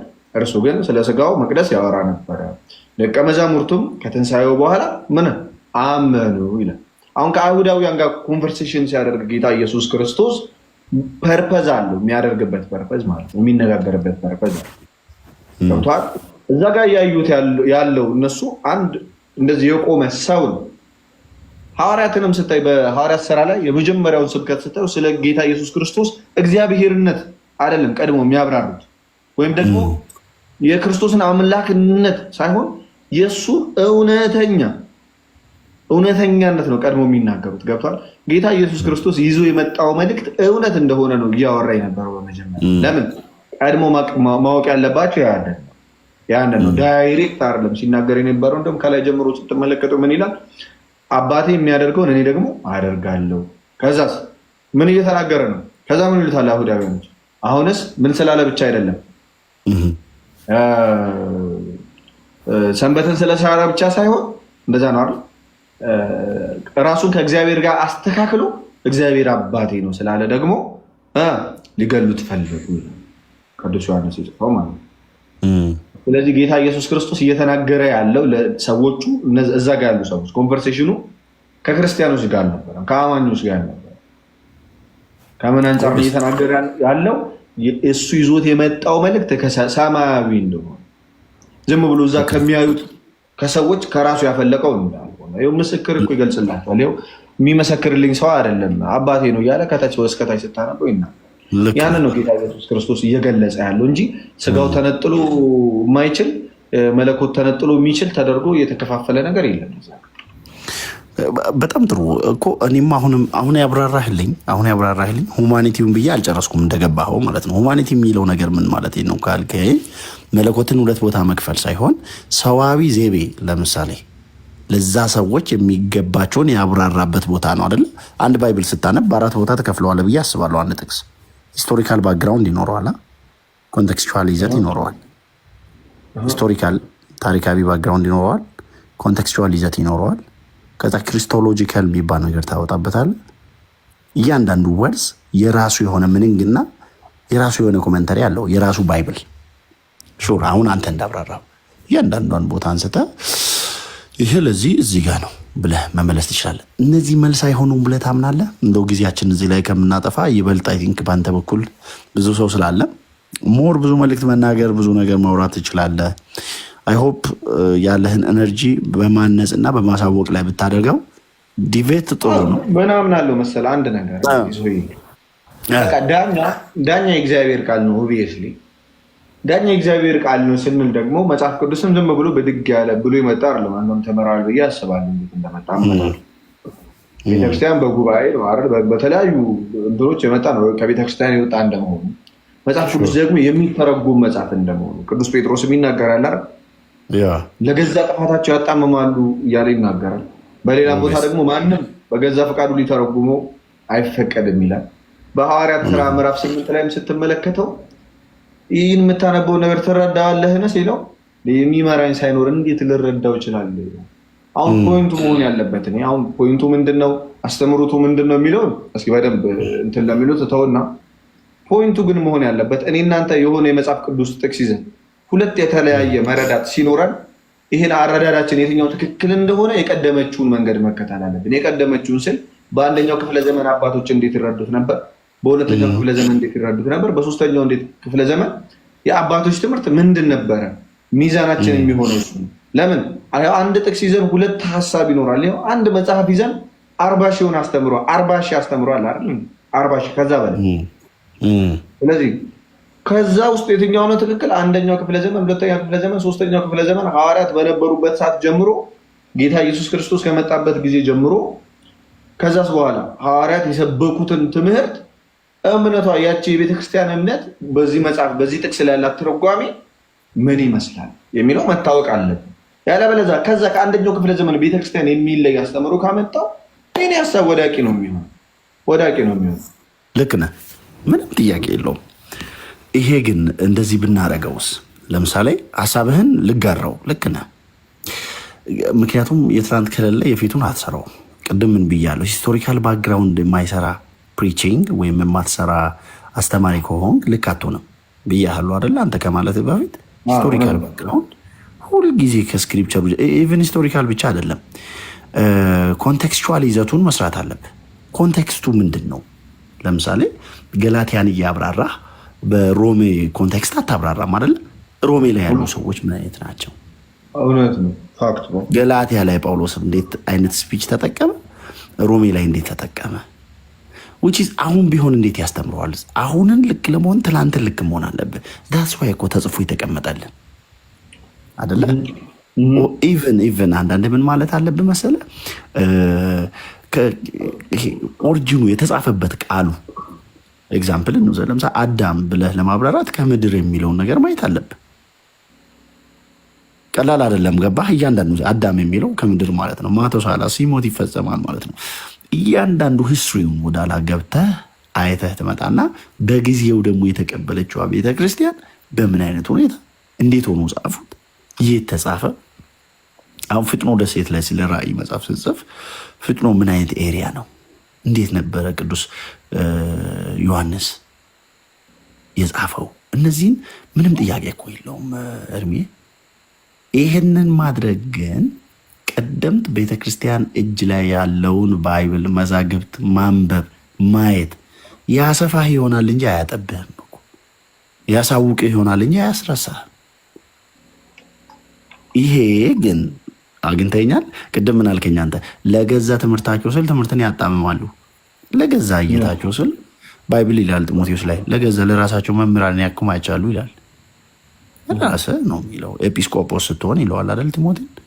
ኤጲስቆጶስነትን ማንም ቢፈልግ ይልና ኤጲስቆጶስነት ግን ይሄ ሚስ አንደርስታንድ ሊደረግ የሚችል አስተምሮ እንደሆነ በግልጽ ያስቀምጠዋል። እና ምንም አይነት ዲቤት የለውም። ይሄ ለምን ባይብል ኢንካሬጅ ያደርጋል፣ ኢንቨስቲጌት እንድታረግ እንድታይ በደንብ ያብራራል። ሌላኛው ቅድም እንዳልኩክ ለምሳሌ አለህ ብዬ አስባለሁ። ኤሲ ልቀንስ ነው በረዳ። አይ ስልክ የለም ተብዬ። እሺ መልካም ኤግዛምፕል እንደዚህ እናድርገው። አለው ወንድም ያለው ቀጥል። ሹር ኤግዛምፕል ስለማነጽ ቅድም እያወራው ነበር። ሰዎች ራሳቸውን ይሾማሉ የሚል ነገር ቅድም እያነሳ ነበር። ሰዎች ራሳቸውን ይሾማሉ፣ ዘን የሆነ ጽሁፍ ይጽፋሉ፣ ግን ከዛ በኋላ ዶክትሪን ይሆናል ወይም የሆኑ ሰዎች የሚከተሉት ነገር ሲሆን እስከ 18ኛው ሴንቸሪ ባለፈው 18ኛው 20ኛውም ላይ 21ኛውም ላይ ኢቭን 21ኛውም ላይ ደፋር አይጠፋም። ገብቶሃል አይደለ? ሐቁን ነው የምናወራው። የተጻፉትን ኮመንተሪዎችን ነው ማውራው እና 20ኛው ላይ ምን 20ኛው ሴንቸሪ ላይ 19ኛውም ላይ የጻፉ ነበሩ ነው የምልህ። ከዛ ወዲህ የመጡም ነበሩ። ኮመንተሪ ነው ኮመንተሪዎች 20ኛው ማለት ከዛ በፊት ያልተተረጎሙ ናቸው ወይስ ያልተተረጎሙ? የሚተረጎሙ ይኖራሉ፣ የሚጻፉ ይኖራሉ። ማረር ላይ ኦልሬዲ እኮ ማነው ቅዱስ ጳውሎስ መጽሐፍ ቅዱስ የጻፈ እኮ በቤተክርስቲያን ውስጥ ድህነት ነበረ። ግን 20ኛው ክፍለ ዘመን ለምሳሌ ማን ነው ተርጓሚ ቤተክርስቲያን? 20ኛው ሴንቸሪ ላይ እኔ 20ኛው ላይ ስፔሲፊክ ክልና እንደዚህ አይነት መጽሐፍ አይደለም እኮ መጽሐፍ ኮት አላረኩልህም። እያረኩልህ ያለሁት ቅድም ያነሳው አለ ያልተተረጎመ ጥቅስ ከዛ እንደ አዲስ የተረጎመ ወይም ደግሞ ለምሳሌ አንድ ጥያቄ ልጠይቅህ ሲሶዬ። አሁን ለምሳሌ በዮሐንስ ወንጌል ምዕራፍ 5 ላይ ሰው ከውሃና ከመንፈስ ካልተወለደ በቀር የሚለው የቤተክርስቲያን አባቶች አንተ ተምረሃል እና የቤተክርስቲያን አባቶች ምን ብለው ነው የሚተረጉሙት ያንን ውሃ የሚለውን ቃል?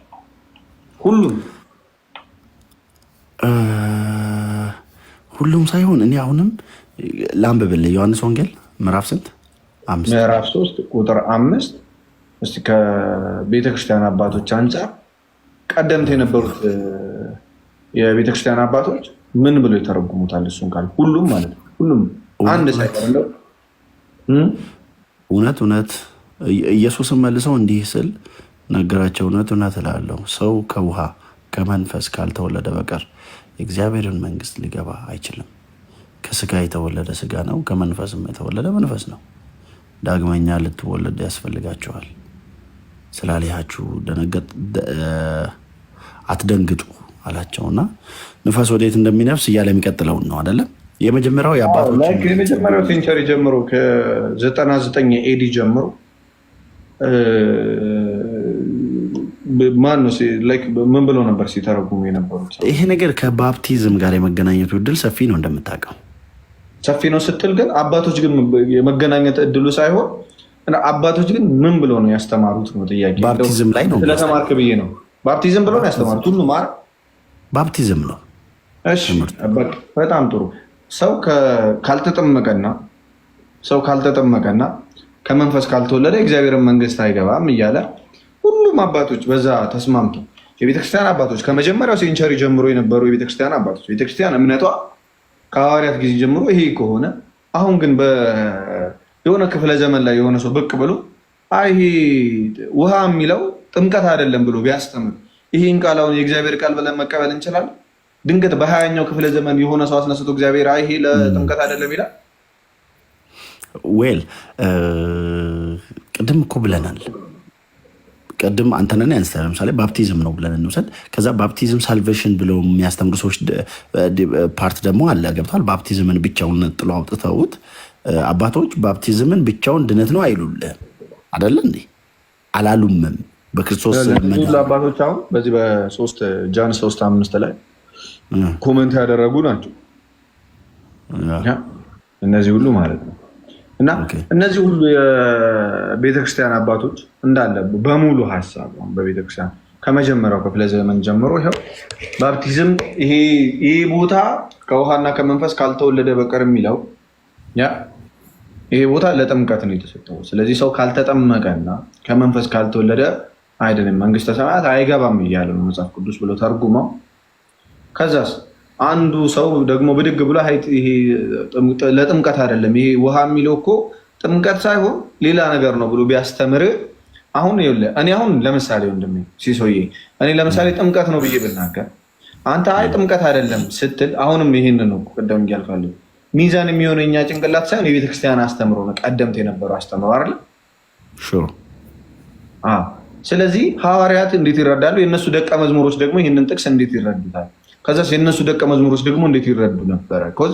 መጽሐፍ ቅዱስ ዝም ብሎ ተጽፎ ብቻ የተላከ እንዳለመሆኑ ገብተዋል። ሲላክ ፐርፐዝ እንዳለው ለምሳሌ አንደኛ ቆሮንቶስ ምዕራፍ 11 ላይ ይመስለኛል ስለ ቅዱስ ቁርባን በሚያብራራበት ሰዓት ወይም ደግሞ ስለ ጌታ እራት ሲያብራራ የቀረውን ስመጣ እደነግጋለሁ ይላል ወደ ቆሮንቶስ ቤተክርስቲያን ሲጽፍ ቅዱስ ጳውሎስ ስመጣ አደነግጋለሁ ሲል ለቅዱስ ጳውሎስ ደቀ መዝሙሮች ነው እንደዛ የሚለው ወይም ደግሞ ለሱ ተከታዮች። ስለዚህ አሁን ያንን አሁን ከነሱ ሰዎች የበለጠ ለአብራራ አትልም አንተ መቼስ። ቅዱስ ጳውሎስ በሰዓቱ ኑሮ ያስተማራቸው ሰዎች እነሱ ናቸው። ስለዚህ ስለ ጌታ እራት ሊናገሩ የሚችሉት ማለት ነው እንጂ አንተ አሁን ብድግ ብለህ አሁን ባለንበት ሴንቸሪ አይ ይሄ እኮ ቁርባን ይሄኛው ያኛውን ቅዱስ ጳውሎስ ያስተማራቸውን ሰዎች ተቃውመህ አይ ቅዱስ ጳውሎስ ማለት የፈለገው ይሄን ሳይሆን እንደዚህ ነው አትልም አይደለም? ለምን ቅዱስ ጳውሎስ እኛ ካስተማርነው ውጭ ብሎ ተናግሯልና ይህንን የሚክዱትን ሰዎች አሁን ምን ትላለህ አንተ ሲሶዬ? ለምሳሌ ከውሃና ከመንፈስ የሚለው አይ ጥምቀት አይደለም ብሎ የሚክዱ ሰዎች አሉ። እርሚዬ አሁን አንተን እኔ ጊዜውም እድሜውም ሁኔታውም የሚሰጠን እንደ አንድ ወንድምም ልል የምፈልገው ባይብል ላይ ያለው ትልቁ ክፍተት ስክሪፕቸራል ላይ ሰዎች ያላቸው ትልቁ ችግር ምንድን ነው? ኦፕን ማይንድ ሆኖ መምጣት በመጀመሪያ አስፈላጊ ነው እንደማቀው ይመስለኛል። ሁለተኛ የኔ እውነት ወይም የኔ መረዳት ከማለት ባሻገር የሌሎችን መረዳት ቅድም አንተ እንዳደረገው ኢንቨስቲጌት ማድረግ መጀመሪያ ተስማምተን የተነሳንበት ፖይንት። ለምሳሌ ይሄን ምን ትለዋለህ ብለህ ክፍሉን ስከፍትልኝ ምን አልኩህ? ከባፕቲዝም ጋር ይገናኛል አልኩህ። በቃ ባፕቲዝም ነው አልኩህ። ስለምታምንበት ነው ወይ ያልከኝ ካልከኝ ላላምንበት እኮ እችላለሁ። የኔ ሀሳብ ግን ሊኖረኝ ይችላል። ግን ምን ብዬዋለሁ? ባፕቲዝም እንደተባለ ግን አውቃለሁ። አንደርስታንድ አድርገኸኛል የፈለግኩት ሰው። አሁን ብዙ ጊዜ ስክሪፕቸራል ቦታ ላይ ችግር ያለው ሰዎች ቅድም እንዳልከው ኦሪጂን የማያውቁ አስተማሪዎች፣ ኦሪጂን ምንንግ የሳቱ ሰዎች የሚያመጡት አዲሽናል የሆነ ፎልት ሊኖር ይችላል። ይህን በግልጽ ነው አምኜ ላልፍ የምችለው። ለምን ሁሉም እኔ አስተማሪ አይደለም። ሁሉም እኔ ከተለው ዘንድ አልችልም። ሁሉም እኔን ሊያድነኝ አይችልም። ሁሉም እኔን አይጠቅመኝም፣ አንተንም አይጠቅመንም፣ ሌሎችንም አይጠቅማቸውም። የእናንተና የእኛ ጥቅም ኦሪጂን የተረዳ ነው ባይብል ነው። ይህንን እንዴት ያስተምራሉ መሰለ? ለምሳሌ ልበልልህ፣ ባፕቲዝም አሁን ያነበብንበትን ቦታ ከውሃና ከመንፈስ ሚለውን በመንፈስ ሚለውን እንዴት ትረዳዋለህ አንተ? መንፈስ ማለት መንፈስ ቅዱስ ማለት ነው፣ ከእግዚአብሔር መወለድ ማለት ነው። ባፕቲዝሙ መጠመቅ ነው ማለት ጥምቀቱ ጥምቀት ነው። ለምሳሌ የቤተክርስቲያን ጥምቀት የተነጣጠለ ከውሃና ከመንፈስ ሲል የተነጣጠለ አይደለም። ስለዚህ ውሃ ውስጥ ሲገባ አዘ ሴም ታይም መንፈስ ያገኛል። ከውሃ መወለድ ይህን በደንብ ቅዱስ ጳውሎስ በሮሜ 6 ላይ አወላለዱን ሁላ ያሳየናል። እንዴት አድርጎ ከክርስቶስ ጋር አንድ እንደሚያደርገን፣ እንዴት አድርጎ ደግሞ የኃጢአት ስጋችንን እንደሚሽርልን ይህ ጥምቀት ደግሞ ጴጥሮስን በአንደኛ ጴጥሮስ መልእክት ምዕራፍ 3 ቁጥር 21 ላይ እንደሚናገረው ከ20 ጀምሮ ስታነበው በክርስቶስ ትንሣኤ የሚሰራ እንደሆነ ዝም ብሎ ውሃ ብቻ እንዳልሆነ ማለት ነው። ለሰውነት እድፍ ማስለቀቂያ ሳይሆን ይህ በጎ ሕሊና የበጎ ሕሊና ልመና እንደሆነ አዳኝ እንደሆነ እንደሚያድን ግን ሲያድን ደግሞ ዝም ብሎ ሳይሆን በክርስቶስ ትንሣኤ እንደሆነ ኃይል ያገኘው ያ ነገር የኖህን ውሃ ምሳሌ አድርጎ ይነግረናል። ከ20 ጀምሮ ስታነበው በሮሜ 6 ላይም ስትመለከተው ከክርስቶስ ጋር አንድ እንደምንነው ከሞቱ ጋር አንድ እንደምንነው ከዛስ ውሃ ውስጥ ስንገባ አሮጌው ሰዋችንን ከክርስቶስ ጋር እንደምንሰቅለው ከዛስ በኋላ ያን ስቅለት ደግሞ ተቀብለን ምን እንደምናደርግ ያን ሰቅለን ውሃ ውስጥ ገብተን ስንወጣ ተወልደን እንወጣለን። ለምን አዳምን እንገለውና ከክርስቶስ ጋር ተጣብቀን አንድ ሆነ እንወጣለን። ለምን የኃጢአት ስጋችን ይገደላል፣ ያን ጊዜ ይሻራል። ከዛ ኃጢአት ከእንግዲህ ወዲህ ለኃጢአት እንዳንገዛ የኃጢአት ስጋችን ከክርስቶስ ጋር እንደሞተ እንደተሰቀለ እናውቃለን። የሞተስ ከኃጢአት ውስጥ ጸድቋል ብሎ ቀጥታ ጌታ ማነው ቅዱስ ጳውሎስ ከጽድቅ ጋር ያገናኘዋል። ያንን ጥምቀት ከጽድቅ ጋር፣ ያ ጽድቅ ግን በምን የሚሆን ነው? ይኸው ጴጥሮስ እንደነገረን በክርስቶስ ትንሣኤ የሚሰራ ነው እንጂ ዝም ብሎ ውሃ ወይም ደግሞ አንድ ሰው ጌታ ኢየሱስ ክርስቶስ ለምሳሌ ከውሃ አይደለም ወይን ያደረገው ከክርስቶስ ተአምር ነው። ውሃውን ወደ ወይን ሲቀይር ምን አድርጎ ነው? ከክርስቶስ ነው ያ ነገር የሆነው አይደል? ተአምር ነው። ልክ እንደዛው ይሄም ውሃው ከውሃው ሳይሆን ያ ውሃ ከክርስቶስ ትንሣኤ የተነሳ ኃይል ይኖረውና ምን ያደርገናል? የኃጢአት ስጋችንን ይሽረውና ከክርስቶስ ጋር አንድ የሆነው ያንን ስጋችንን በእግዚአብሔር ፊት የክርስቶስ አካል የምንሆንበትን ያንን ኃይል ይሰጠናል። ይሄ በምድረው ከክርስቶስ የተለየ ሳይሆን ከክርስቶስ አንድ የሆነ በክርስቶስ ትንሣኤ የተሰጠን ነው ጥምቀት። ያንን ያብራራል ቅዱስ ጳውሎስ እና መወለድ የሚለው ከዚህ የተነሳ ነው።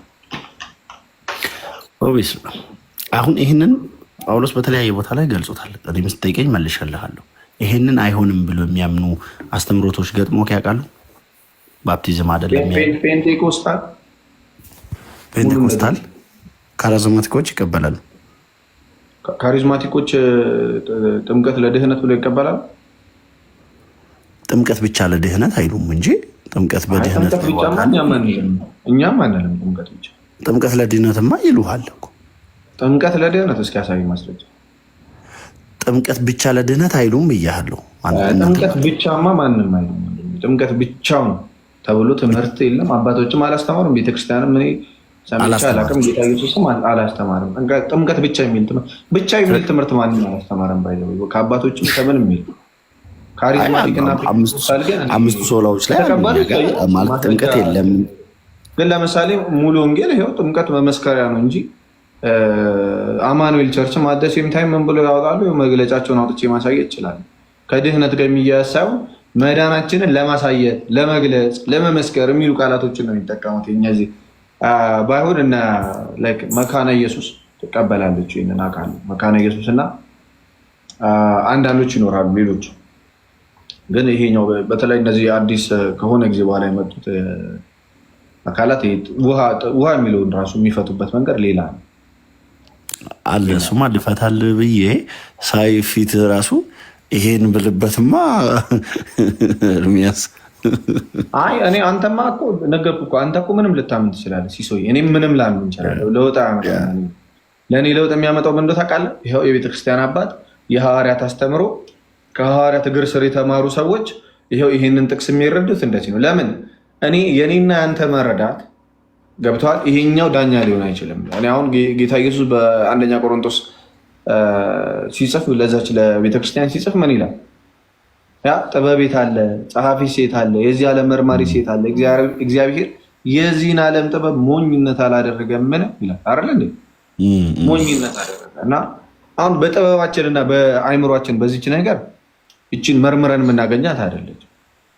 ይልቁንም መንፈስ ደግሞ ምን ይላል? መንፈስን ሁሉ አትመኑ፣ ነገር ግን መንፈስ ከእግዚአብሔር ሆኖ እንደሆነ መርምሩ ይልና አንድ ምልክት ያስቀምጥልናል ከታችን ምን እንደሆነ ማለት ነው። ስለዚህ አሁን ትምህርቱ አሁን ያንተ አይደለም የኔም አይደለም። ለውጥ የሚያመጣው ለእኔም ብለህ አሁን እዚህ ጋር ስንወያይ ለውጥ የሚያመጣው እንደ ክርስቲያንም ስናወራ ኦኬ ክርስቲያኖች ነን። ከኛ በፊት ደግሞ ክርስቲያኖች ነበሩ። ክርስቲያን ብድግ ብሎ ለምሳሌ ከቶራ ጋር ወይም ደግሞ ከሙሴ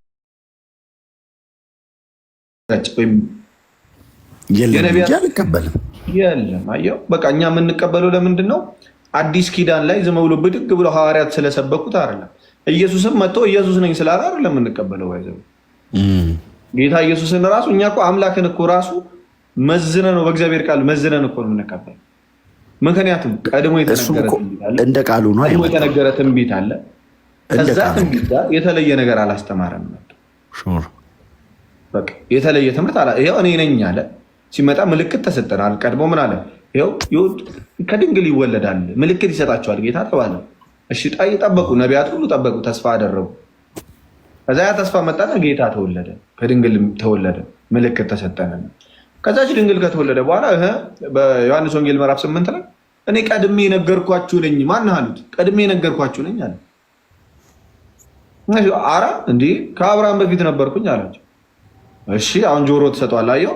ከዛስ መጥቶ ምንድን ነው ያደረገው ሲባል ኢሳያስ የጻፈውን ዳዊት የጻፈውን ትንቢቱ ምን አደረገ? እናንተ በመጽሐፍት ሕይወት ያለ ይመስላል፣ እነርሱም ሁሉ ሕይወት ያለ ይመስላል። እናንተ በመጽሐፍት ሕይወት የሚገኝ ይመስላችኋልና እነሱን ትመረምራላችሁ፣ እነርሱ ሁሉ ግን ስለ እኔ የሚያወሩ ናቸው አላቸው። ይኸው እጃቸው ላይ የሆነ መጽሐፍ አለ። ያን መጽሐፍ አስደገፈና ጌታ ኢየሱስ ክርስቶስ በነቢያት ትንቢት መጣና ራሱ መሰከረና ሐዋርያትን ደግሞ ምን አደረገ? ስበኩ ብሎ ፈቀደላቸው አይደል? ላካቸው። አሁን እኛ ሙሐመድ ለምሳሌ ሙስሊሞች ነብይ ብለው የሚያምኑትን ሰው የማንቀበላቸው አልተላኩም። እሳቸው አልተላኩም። ስለ ይሄው ሐዋርያትን ነው ጌታ ኢየሱስ ተቀበሉ ያለ። እናንተን የሚቀበል እኔን ይቀበላል ያለው በማቴዎስ ወንጌል ምዕራፍ 10 ከቁጥር 40 ላይ እናንተን የሚቀበል እኔን ይቀበላል ያላቸው ሐዋርያትን ነው። ሐዋርያት ያስተማሩትን ትምህርት የሚጣረስ ደግሞ ከእግዚአብሔር አይደል። ስለዚህ አንቀበለውም እንጂ ጠልተን አይደለም። መቼስ ማንቀበለው አናቃቸው ጥሩ ትምህርት አስተምረው ወይም ደግሞ ከሐዋርያት ጋር የሚመሳሰል ከክርስቶስ ጋር የሚመሳሰል ከነቢያት ጋር የሚመሳሰል ትምህርት ቢሆን አሁንም ቢመጣ አንድ ሰው እንቀበላለን፣ ችግር የለብንም። ያ ትምህርቱ ምንድን ነው ግን ሚዛን አለ እና ያ ሚዛን ደግሞ ሐዋርያት ደግሞ የሰበኩት ስብከት አለ። ይኸው መጽሐፍ ቅዱስ ሳይጻፍ እኮ ክርስትና ነበር እኮ፣ ድህነት ብላ ነበር እኮ። ቅዱስ ጳውሎስ እኮ ድኖ እኮ ነው መጽሐፍ ቅዱስ የጻፈው፣ ኃጢአቱ ተሰረየለት አይደል በዛች ቤተክርስቲያን። ከዛ ሐዋርያት ደግሞ ያስተማሩት ትምህርት አለ። ከሐዋርያት ደግሞ የተማሩ ሰዎች አሉ። አሁን ቫሉ የሚያደርገው እዚህ ጋር ነው። ከሐዋርያት እንዴት ብለው ነበር በሰዓቱ እያስተምሩ የነበረው? ሌላም ቦታ ስናየው እንግዲያውስ ወንድሞች ጸንታችሁ ቁሙ፣ በቃላችንም ቢሆን በመልእክታችን ያስተማርናችሁን ወግ ያዙ ይላል አይደል? ቅዱስ ጳውሎስ መልእክት ጽፏል፣ አደሴም ታይም በቃሉ ሰብኳል። ያው ቅድም እንደነገርኩ ስለ ታላቅ ስለሆነው እንደውም እንዳትቀርቡ ራሱን ሳይመረምር ሰው እንዳይቀርብ እያለ ስለ ጌታ እራት ካወራ በኋላ የቀረውን ስመጣ እደነግጋለሁ ይላል። የደነገገው ነገር አለ ሄዱ እዛ ቸርች ማለት ነው። ስለዚህ ከነሱ ደግሞ ከሐዋርያት ከሰሙት ደግሞ ምን እናደርጋለን? ያው የቅዱስ ጳውሎስ የመጽሐፍ ቅዱስ አረዳድ ይሄ ነበር ብለው ሐዋርያት ይጽፋሉ። ያው ውሃ ነበረ፣ ውሃ የተባለ ጥምቀት ነው ተብሎ በሐዋርያዊ ቅብብሎች መጥቷል። ይሄ በቃ ማንም አባት የቀደመ አባት ማንም አባት ከቤተክርስቲያን አባቶች አንድም ሰው ያንን እንደዛ አልተረዳው፣ ከጥምቀት ውጭ የተረዳ የለም። አሁን ግን አንድ ሰው መጥቶ ብድግ ብሎ ለምሳሌ አይ የኔ አረዳድ ግን ይሄ ጥምቀት ሳይሆን ይሄ እኮ ስለ ቃሉ ነው የሚያወራው፣ ከቃሉ ተወልዳችኋል ስለሚል የሆነ ቦታ እቺ ውሃ የተባለው ቃሏ ነች የሚል አለ። እንደማን ነው እንደዛ የምትለው ነው ጥያቄ። እንደ ሐዋርያት አላሉ። በሐዋርያት ቃል ማለት ውሃ ነው አላሉ። የትም ቦታ ቃል ማለት የፈለግነው ውሃ ማለት ፈልገን ነው ብለህ ያን ቃል አልተረጎም። እንደ አባቶች እንደነሱ ደቀ መዝሙር ስለ አይደለም እኔ ነኝ ይህን መጽሐፍ ቅዱስ ክፍል ከዚህኛው ጋር አገናኘች ካልከኝ እንደማን ነው ጥያቄ። አይ በዛ ውስጥ ከቤተክርስቲያን አባቶች ወይም ደግሞ ያው በሐዋርያዊ ቅብብሎች ከመጡት ከሐዋርያት ከነሱ ደቀ መዝሙሮች ከነሱ ከተማሩት አልመጣም ካልከኝ እዚህ ጋር ምን አደርጋለሁ? እኔ ፐርሰናል እዚህ ጋር አቆማለሁ ማለት ነው። ገብቶሃል? አሁን ያንተን ሀሳብ መስማት ነው የሚሆነው። ከዛ በኋላ ተረዳኝ ወንድም።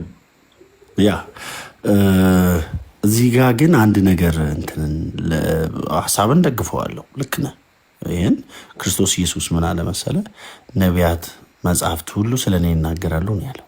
ጌታ ኢየሱስም ሲመጣ አይደለ ስለ እኔ ይናገራሉ ብሎ ዋቢ አድርጎ ያቀረበው ኦልድ ፕሮፌቲክ ሚኒስትሪውን ነው፣ የፕሮፌሲ ፉልፊልመንቱን ነው ያቀረበው እንጂ ሚራክልና የሆነ ነገር ወንደርስ አይደለም ያሳየው።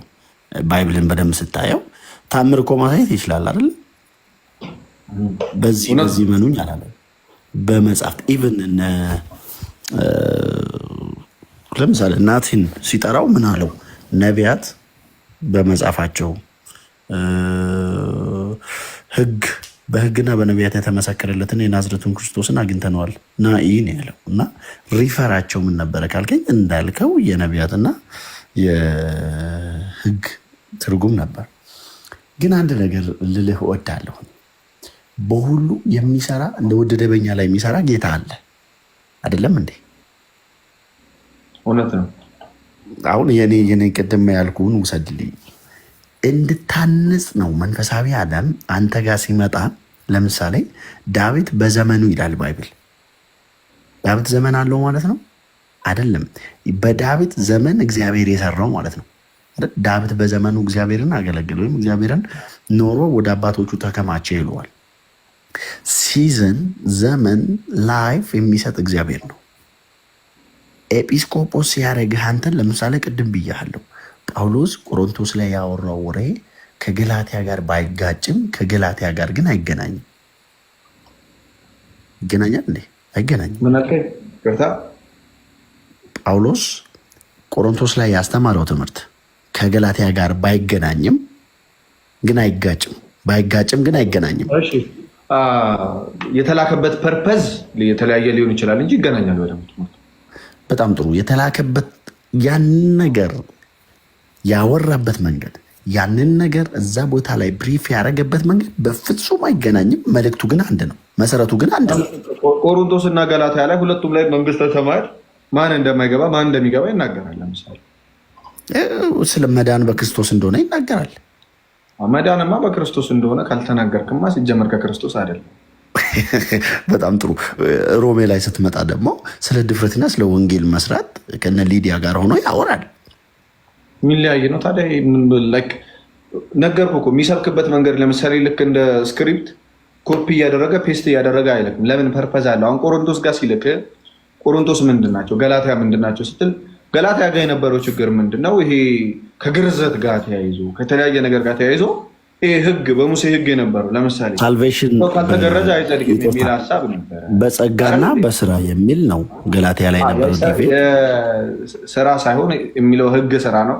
ህግ ስራ የሚለውን ከፍ ብለህ ስታነበው ደግሞ ስራ የተባሉት እነዚህ ይሄ መገረዝ ምናምን ይሄኛው ይሄ መልካም ስራ ወይም ፍሬ ማፍሪያው ሳይሆን ይሄ ጸጋው ራሱ ፍሬ ማፍሪያ አይደል? እንደዛ ከሆነ እሷም ላይ ለምሳሌ መገረዝ ብለህ የምታረቀው ፈጣሪ እግዚአብሔር እኔ ነኝና ከኔ በቀር ሌላ አታምልክ፣ ለጣዖታትም አትስገድላቸው እሱ አይደለም ኤርሙካ ስራ ነው ማለት። አሁን መገረዝ ብለህ አታርቅብኝ አንተ ጋም ጠበቅ እሱን አምጣውና ከአንድ ጀምሮ ስታነበው ይናገራል። ነው የስጋ ስራም የተገለጠ ነው ብሎ ራሱ ስለ ሰዎች መዳን በክርስቶስ እንዴት ሆናችሁ እንደዞራችሁ መማር ፈልጋለሁ አይደለም የሚላቸው። ክርስቶስ በፊታችሁ ተሰቅሎ ይታይ ነበር ነው የሚለው። እንደው መጀመሪያ ላይ እንዴት ዘወራችሁ ስል ከዛ ቀጥሎ ዲቤት የሚያደርገው እንደ እንኪያስ ክርስቶስ በከንቱ ሞተ እያለ ያስረዳቸዋል። እስኪ አንበው፣ እሱን ፓርት አውጣና ከአንድ ጀምሮ አንበው ስለምን እንደሚያወራ ታያለህ። ኦኬ እንክፈተውና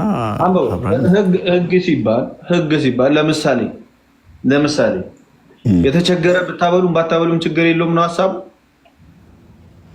የተቸገረ መብላት አያጸድቅም ነው። እንደዛ አይነት ትምህርት አለ። አያጸድቅም ይዝ እንዴት የተቸገረ ማብላት ከመዳንህ ጋር አይገናኝም እኮ ነው። ያኛው እኮ የመዳንህ ፍሬ ነው። ፍሬ የምታፈራው ስለተተከል አይደለም። እሺ ብሮ፣ ስለዚህ እንግዲያውስ የሐዋርያት አስተምሮ በአንተ አራዳድ መሰረት ይጋጫል ማለት። አይ አንተና ያው የምንጋጭበትን ትምህርት አመጣኸው እንጂ አይጋጭም። በደንብ ይጋጫል። አሁን እንዳልከኝ ማብላትና ማጠጣት ይሄ ጽድቅን የሚያስገኝ አይደለም። ወይም ደግሞ አንድ ሰው በክርስቶስ ስላመነ ሰው ነው የምናገረው። እሺ በክርስቶስ ያመነ ሰው እምነት ይቀድማል። ምንጊዜም እምነት መወለጃ ስለሆነ ሰው አምኖ በጥምቀት ይወለዳል። ያ ደግሞ ጥምቀት የሰው ስራ አይደለም፣ የሰው እንትን አይደለም፣ ከራስ የምታመጣው አይደለም። ስለዚህ ሰው ከተወለደ በኋላ ግን ይሄ ጽድቁ ምንድነው ወይም ደግሞ ድህነት የሚፈጸም አይደለም የሚል አስተምሮ የለም በሐዋርያት ዘንድ። ግን አንደው አንተ ማብላት ማጠጣት እሱ አያጸድቅም የሚል ፓርት ከሆነ ወይም ደግሞ ይሄ ከተወለድክ በኋላ ማብላት ማጠጣት ፍሬ ማፍሪያ አይሆንም ወይም መንግስተ ሰማያት የሚያስገባ አንድ ጊዜ በቃ ተከፍሎልሃል ዋጋ፣ ከዛ በኋላ ግን ምንም ችግር የለውም ገብታል እንደፈለክ ኑር የሚል አይነት አስተምሮ ካለው ቅዱስ ጳውሎስ ብታሳይ በጣም ደስ ይለኛል። ይኸውልህ በድነት አመንክ በክርስቶስ መዳን በክርስቶስ ከሆነ መጽደቅ የሚለው ሀሳብ መስራት ከሚለው ነገር ጋር በተአምር ሊያያዝ ሊገናኝ አይችልም። መጽደቅ በክርስቶስ ደም ከሆነ እንኪያስ ሌላ ድርጊታችን ፍሬ ነው። ለምሳሌ አሁን ገላትያ ላይ አይደል ያለ ነው የሆነ ቁጥር 4 ላይ ገላትያ ክፉ ከሆነው ከአሁኑ ዓለም ያድነን ዘንድ ይላል አይደል? እንደ አምላካችን እንደ አባታችን ፍቃድ ኃጢአት ራሱን ሰጠ ይላል። ለአብ ለዘላለም ክብር ይሁነውና ይልና ከክርስቶስ ኢየሱስ ጋር ከተጠራችሁ በእርሱ ወንጌል እንዴት ፈጥናችሁ እንደዞራችሁ እደነቃለሁ ይላል። ቁጥር 6 ላይ ቁጥር 6 ላይ ቁጥር 6 እሺ ልጆች ስለሆናችሁ እግዚአብሔር አባ አባት ብሎ የሚጮህ የልጁን መንፈስ በልባችሁ ውስጥ ላከ ከሚለው ጀምሮ እሺ ቀጥል እስኪ አንብበው።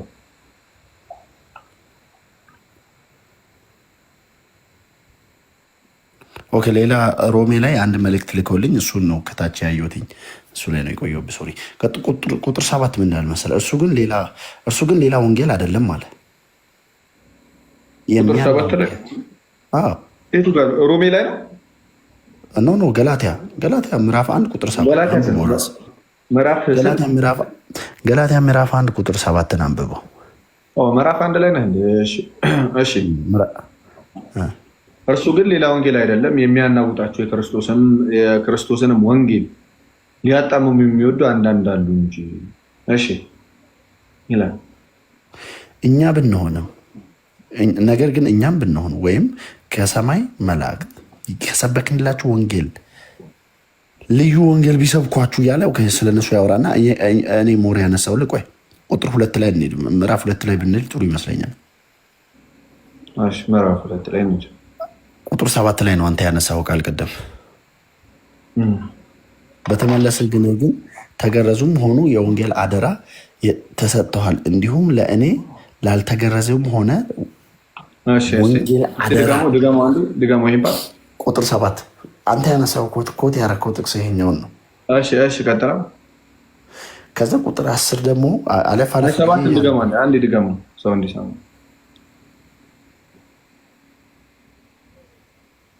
ይሁን ተመለስን አይደለም የሚለው ተመልሰው ግን ጴጥሮስ ለተገረዙት የሆነ ወንጌል አደራ እንደተሰጠው እንዲሁ ለእኔ ላልተገረዙት የሆነ ወንጌል አደራ እንደተሰጠኝ አዩ። ለተገረዙት ሐዋርያ እንዲሆን ለጴጥሮስ የሰራለት ለእኔ ደግሞ ለአሕዛብ ሐዋርያ እንዲሆን ሰርቷልና። አያው ስለምን ነው የሚያወራው? ይሄው መገረዝ አለመገረዝ ሰዎች በምድረው ተገርዘን እንጸድቃለን። ይሄ የአይሁዶች ናቸው እንደዚህ አይነት ጥያቄ የሚያመጡት። ብዙ ጊዜ አሕዛብን ምን ያደርጉ ነበር? አያይዘ መልስልኝ። ሰጥቶ የሚጸድቅና ተገርዞ የሚጸድቅ መካከል የምን ልዩነት ነው ያለው? መገረዝ ምንድን ነው?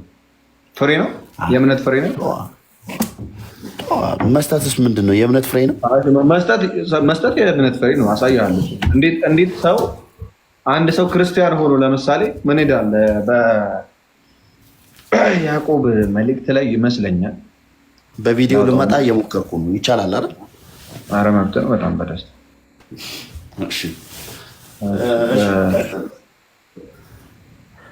3 ላይ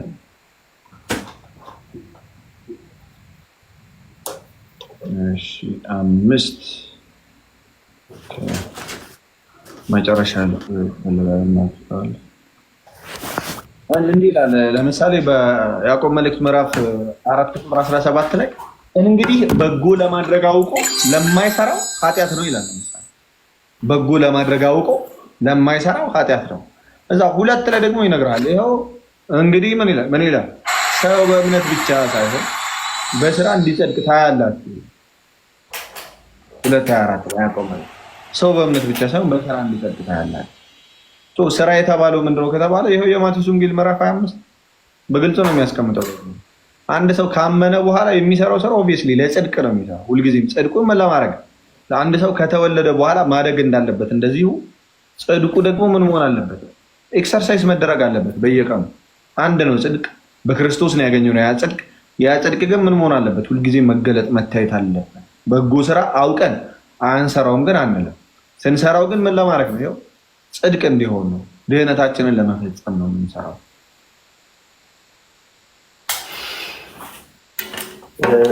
አይደለም አንተ አሁን ስራን ፍሬ መለየት መቻል አለብህ።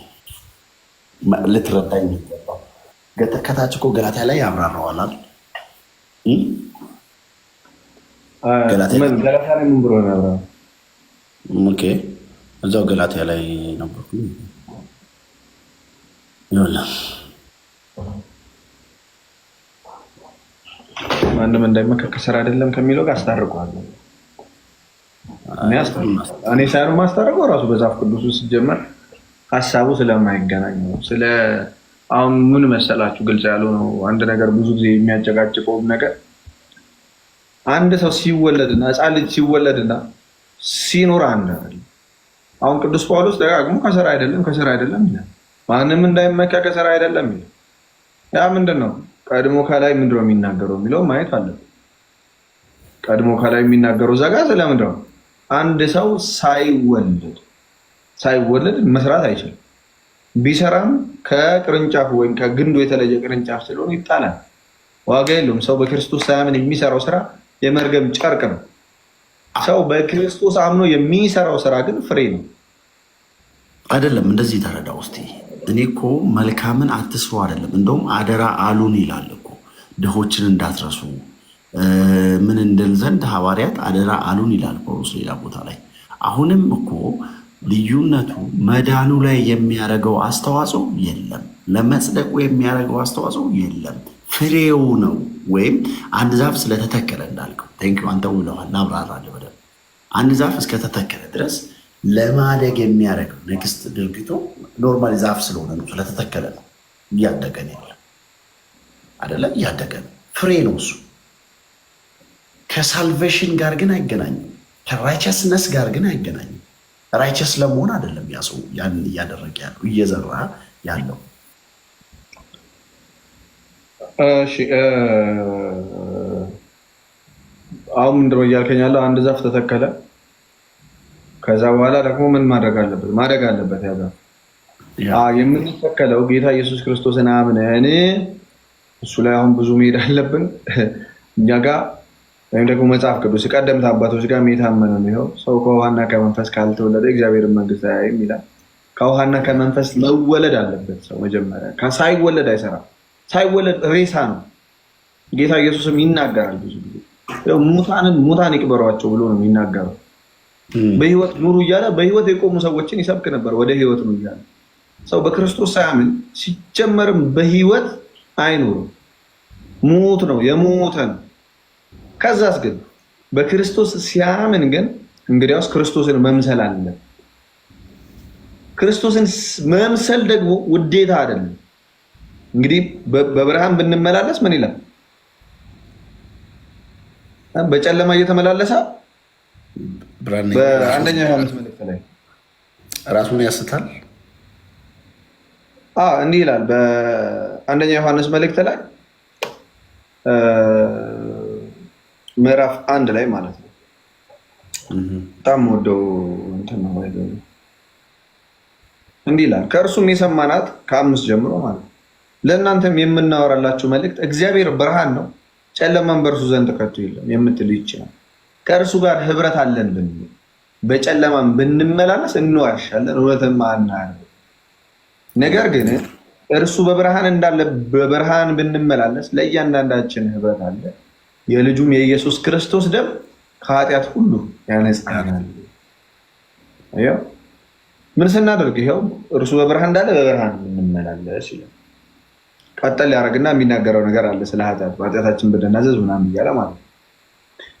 ኢየሱስ ክርስቶስ እኛን በቅርንጫፉ ላይ አጣበቀ፣ ወይም ደግሞ በግንዱ ላይ ቅርንጫፍ አደረገ።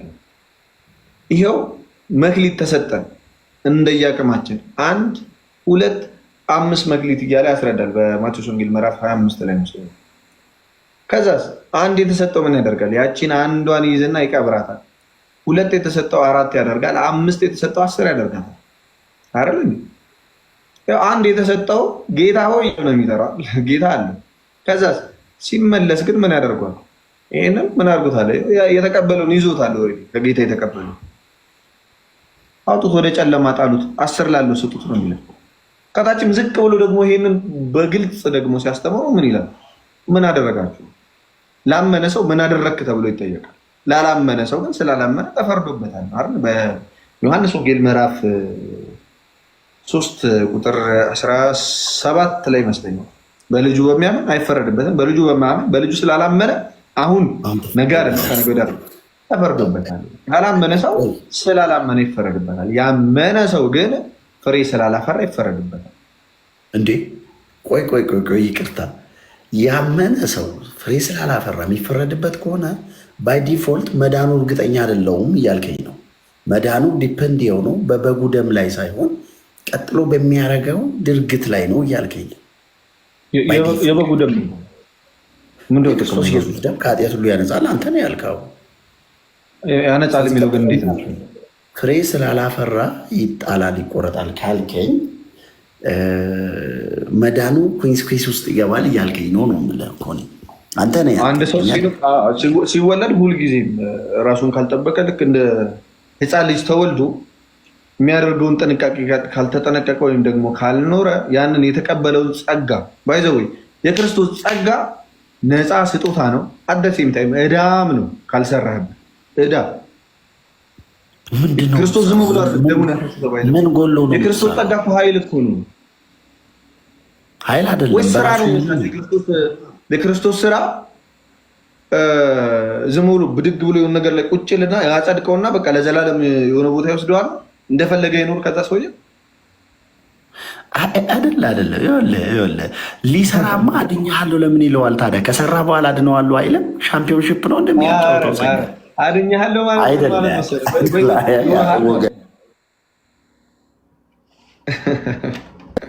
እኔ ሪሊጅስ በሆነ ማይንድ አይደለም ማውራ። አሁን እኮ አልከኝ ለምሳሌ ቲቶ 2:11 ነው የሚለው ጸጋ ነው። ስለ ጸጋ ነው የሚያወራው። ጸጋ ተገልጾ ሰው ልጅ ሁሉ ያድን ነው ወይ? ቆይ አይደለ? ይሄን የጀመርኩትን ጥያቄ መልስልኝ። ሰው ምድር ላይ የሚሰራው አቅም ባይኖረው ግን በክርስቶስ ካመነ አካለ ስንኩል ቢሆን እጅ ባይኖረው እግር ባይኖረው ገንዘብ ባይኖረው ምንድን ነው የምትለኝ? ካልሰራ አልዳነም ነው የምትለኝ? እሺ ጨረስ ጥያቄ ለዛ ነው ጌታ አዳምጠኛ ከጠየቅ አዳምጠኝ። ጌታ ኢየሱስ ክርስቶስ ስንት ይሰጣል አልኩ? በማቴዎስ ወንጌል ምዕራፍ 25 ላይ ለአንዱ 1 ይሰጣል፣ ለአንዱ 2 ይሰጣል፣ ለአንዱ 5 ይሰጥና 5 የሰጠው 5 ነው የሚጠበቅበት። ባይዘው የጉልበት ስራ እኮ አይደለም ስራው። እግዚአብሔርን ለመምሰል ሙሉ አካል መያዝ የለብህም። እንግዲህ እግዚአብሔርን መስለ መኖር ነው ኑሮ ፍሬ የሚባለው እሱ ነው። አይደለም በእኛ የሚሰራው ጸጋው ነው። አሁን ስለ ጸጋ ስጦታ አይደለም፣ ስለ ሳልቬሽን ነው እያወራን፣ ስለ ድነት ነው እያወራን ያለ ነው። ድነት ደረጃ አለው እያልከኝ ነው? ጸጋ ምንድን ነው? አይደለም ድነታችን ደረጃ አለው። እኔ ዳንኩበት ደረጃ እና ያኛው በጸጋ ነው የዳንኩ አይደል? በጸጋ ነው የዳንኩት። ጸጋ ምንድን ነው? በቃ ነው ክርስቶስ ለኔ የከፈለው ዋጋ ያመንኩት ማለት ነው። ምንድን ነው የሚያደርገው? አንተ ጋር መጥቶ እኔን ከኃጢአት ሁሉ ያነጻኛል። እስኪ እንዴት አድርጎ? ምን ስታደርጋለህ? የዘላለም አመንኩኝ፣ በክርስቶስ ኢየሱስ አመንኩኝ፣ የዘላለም ሕይወት ሰጠኝ። አንደኛ ዮሐንስ መልእክት ግን እንደዛ አይልም እንዴ? ኤፌሶን ምዕራፍ 2:6 ታነበዋለህ? ምዕራፍ 2:6 አነበዋለሁ። እኔ ችግር የለብኝም። እግዚአብሔር ቃል ከሆነ ለምን አላነበውም? ላንብብልህ እና እመለስልሃለሁ። ምዕራፍ 2:6 በሚመጡ ዘመናትም በክርስቶስ ኢየሱስ ለእኛ ባለው ቸርነት ከሁሉ የሚበልጠውን የጸጋውን ባለጠግነት ያሳይ ዘንድ ከእርሱ ጋር አስነሳ። በክርስቶስ ኢየሱስን በሰማያዊ ስፍራ ከእርሱ ጋር አስቀመጠን። ጸጋው በእምነት አድኗችኋል። ይህም የእግዚአብሔር ስጦታ ነው እንጂ ከእናንተ አይደለም፣ ማንም እንዳይመካ ከሥራ አይደለም። እኛ ፍጥረቱ ነንና እንመላለስበት ዘንድ እግዚአብሔር አስቀድሞ ያዘጋጀውን መልካሙን ስራ ለማድረግ በክርስቶስ ኢየሱስ ተፈጠረ። አሜን በለኝ። እኮ ተፈጠርክ። ከዛስ እንዲህ እኔ የተፈጠርኩት እኮ አስቀድሞውን ምንም ላልሰራ። ለምን የተፈጠርከው? የክርስቶስ መልካሙን ስራ በእኔ ሊሰራ ማን? እሱ እንዲህ ነው የሚለው እግዚአብሔር እኛ ፍጥረቱ ነንና እንመላለስበት ዘንድ እግዚአብሔር አስቀድሞ ያዘጋጀውን መልካሙን ስራ ለማድረግ። በጣም ጥሩ። ለአንተ መልካሙ ስራ እሺ፣ የጎደለው አንተ የምትሞላው የእግዚአብሔር መልካም ስራ ምንድን ነው? የጎደለ ሳይሆን አሁንም ሌላ ቦታ አትሄድብኝ። እንድሰራው ኤርሚያስ እየሰራ ያለውን ከራሴ ልንገርህ ወይስ መጽሐፍ ቅዱስ ልጥቀስ? አይ ከራስህ ንገረኝ። አሁን አንተ እየሰራህ ያለው አንድ አድምጠኝ፣ ሌሎችም እንዲያደምጡ። ኤርሚ እየሰራ ያለው የጎደለው መልካሙ ስራ እግዚአብሔር እየሰራ የነበረው እኔም እንድሰራ ይንገረኝ። በኋላ ከመንግስት ስመት ከምቀር አንተ እግዚአብሔር የኃጢአት መንጃ ፈቃድ አይደለም። የክርስቶስ ጸጋ ባይተው የክርስቶስ ጸጋ ኃይል ነው። መዳን የሚለው ቃል ምን እንደሆነ ስለ ባይዘው ማንስ ማማው ምንም ላይ መሰለ ወንድሜ። አሁን ያድናል አያድንም እንደዚህ ነው ሳይሆን መዳን ራሱ ምንድን ነው? ክርስቶስ በምን አይነት ማዳን ያዳናል? ማዳን ሲል መጽሐፍ ቅዱስ ምን ማለት ነው? ለምሳሌ ነገርኩህ። ማዳን ሲባል ይኸው መፈጠር ራሱ ማዳን ነው፣ መፍጠር ነው። ሰው ያልተፈጠረ ሰው አይሰራም። ለዛ ምን አደረገን? ጌታ ኢየሱስ ክርስቶስ ሰራልንና ለመፈጠረኛ ስለማንችል ማንም ቢሰቀል፣ ማንም መላእክት ቢመጣ፣ ማንም ጻድቅ ቢኖር ሰዎች እራሱን እንኳን ሊፈጠር የሚችል የለም። ስለዚህ መፍጠር እግዚአብሔር ስለሆነ ጌታ ኢየሱስ ክርስቶስ በደሙ ምን አደረገን? ይኸው ለመልካሙ ስራ ፈጠረን። በብሉይ ኪዳን ያሉት ሰዎች ሁሉ አልቻሉም እኮ መልካም ስራ ለመስራት። ለምን? ጸጋ የለም። ያኔ ህግ አለ፣ አታደርግ የሚል ህግ አለ። ያ አታደርግ የሚል ህግ ግን ምን አያደርግም? እንዳታደርግ የሚከለክልህ አይደለም፣ ኃይል የሚሆንህ አይደለም፣ ዝም ብሎ የሚያስጠነቅቅ ነው። በሌሎች እምነቶችም እኮ መልካም ስራ እኮ ይባላል። ይመጣና ብድግልና ክርስቶስን እየተቃወመ አንድ አዳምጠኝ።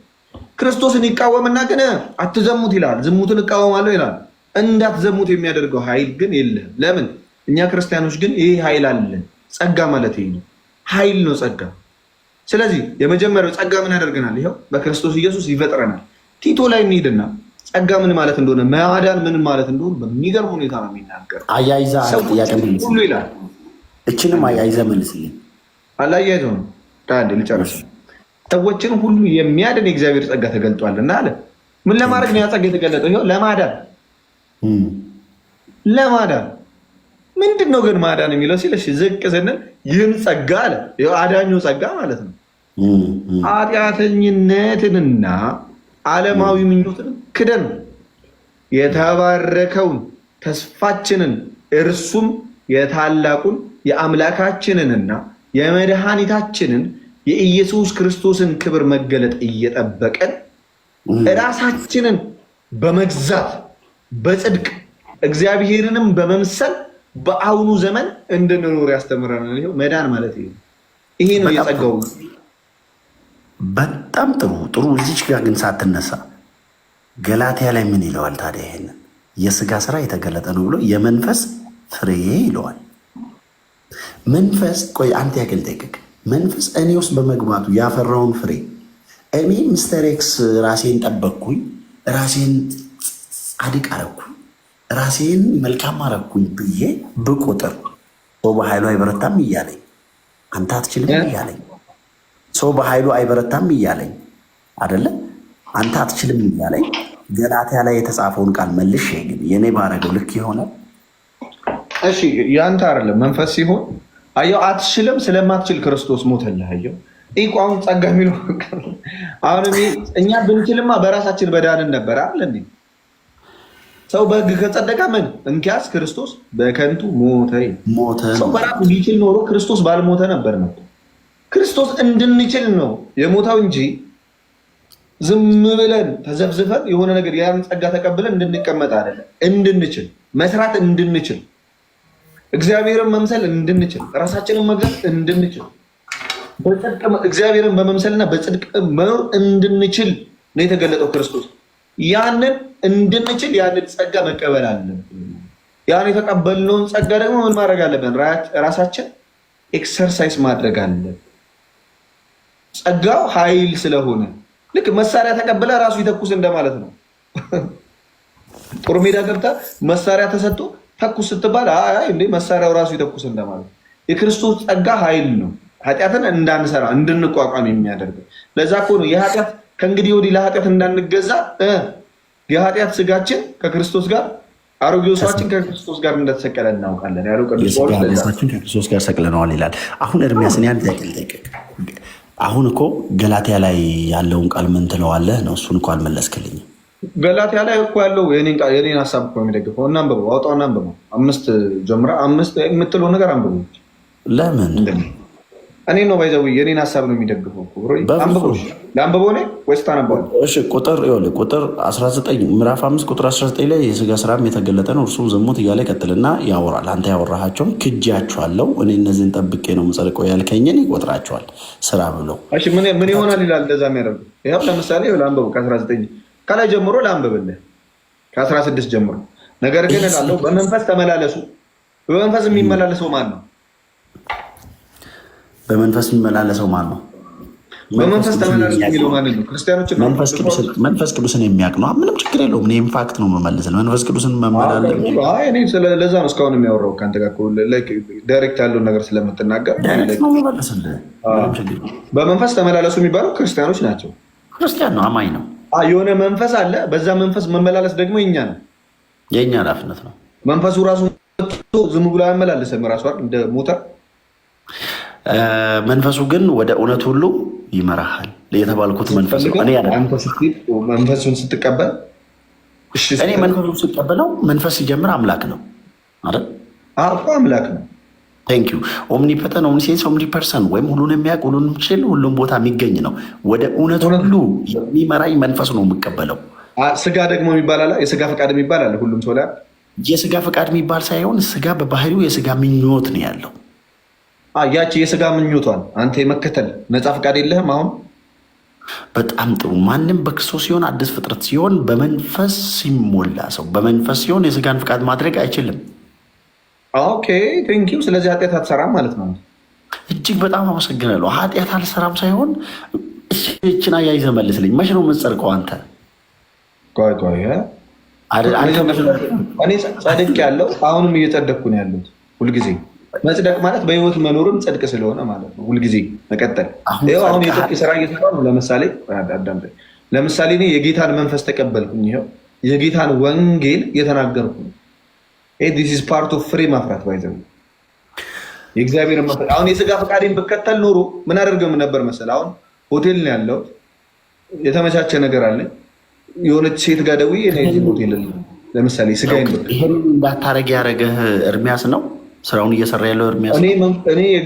እኔ ተቀብዬው ነው ያን በመንፈስ እየተመላለስ። ክሬዲት እንስጠው ለኤርሚያስ። ክሬዲት ሰዎች ለእኔ ስጡኝ። እግዚአብሔር ጌታ ኢየሱስ ነው ክሬዲት የሚሰጠኝ። ሰዎች ቴንኪው። ፍሬ እኮ አፍርተህ ነው የምትለኝን አድርገህ ከሆነ ፍሬ እኮ ነው። አንተ ስትተከል ያፈራው ፍሬ እንጂ የሰራው ስራ አይባልም። ይሄ እኮ በመንፈስ የሚመላለሰው ሰውየው መርጦ ነው ወይስ ዝም ብሎ የሆነ መንፈስ? እርሚ ቆይ እያስረዳን ሄዳ። በጣም ናይስ ነህ ባይዘ ወይ። ለዛም ነው እኔ ቁጭ የምሰማህ ዲር። ስማኝ፣ አሁን የምትለኝን አለመዘሞት መቆም መጽናትህን አንተ ካደረግከው ክሬዲቱን ለአንተ እንስጠት። አንተ እኔ ማድረግ ብችል ኖሮ ይኸው እነ ሌሎች አባቶቼ ነቢያት ማድረግ ይችሉ ነበረ። ነቢያት እንኳን ማድረግ አልቻሉም እያልኩ ሐዋርያት ግን ችለዋል አለመዘሙት። ለምን ይመስልሃል? እኮ ስራ አይደለማ፣ ስራ አይደለም። በአንተ ያለ ሁሉን የሚሰራ እኔ አሁን ልዘሙት እችላለሁ። ለምሳሌ እኔ ልዘሙት እችላለሁ ብሎ ትችላለህ።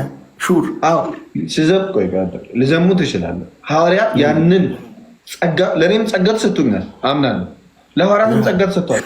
ለሐዋርያት 3 ለእኔ 2 አይደለም የተሰጠው። ለሐዋርያት የሆነ 2 ክርስቶስ አይደለም የሞተው፣ አንድ ጌታ ሞቶልናል። ለሁላችንም እኩል ዋጋ ተከፈለ። ያንን ዋጋ ግን የምንቀበለው እኛ ነን። ይህ ነው ያንን ኃይል እኛ ነው የምንቀበለው።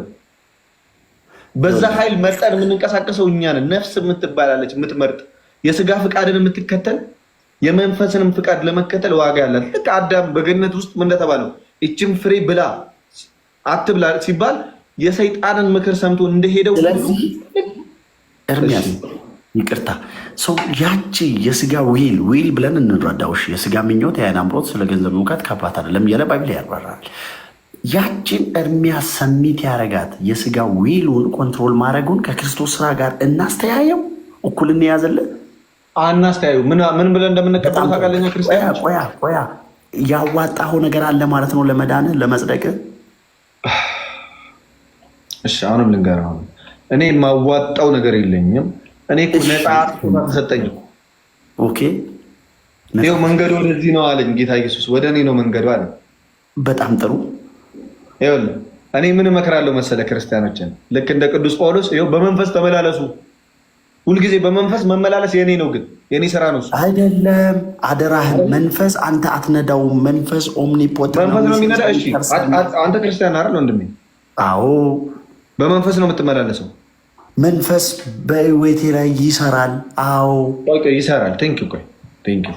ስለዚህ አሁን አንተ በግንዱ ላይ ተተክለሃል እና ሁሉም በአንተ የሚሰራው ስራ ሁሉ የኢየሱስ ነው እንጂ አንተ ምንም ነገር አላደረግክም፣ አልተመላለስክም። ምንም አንተ 1% የለውም።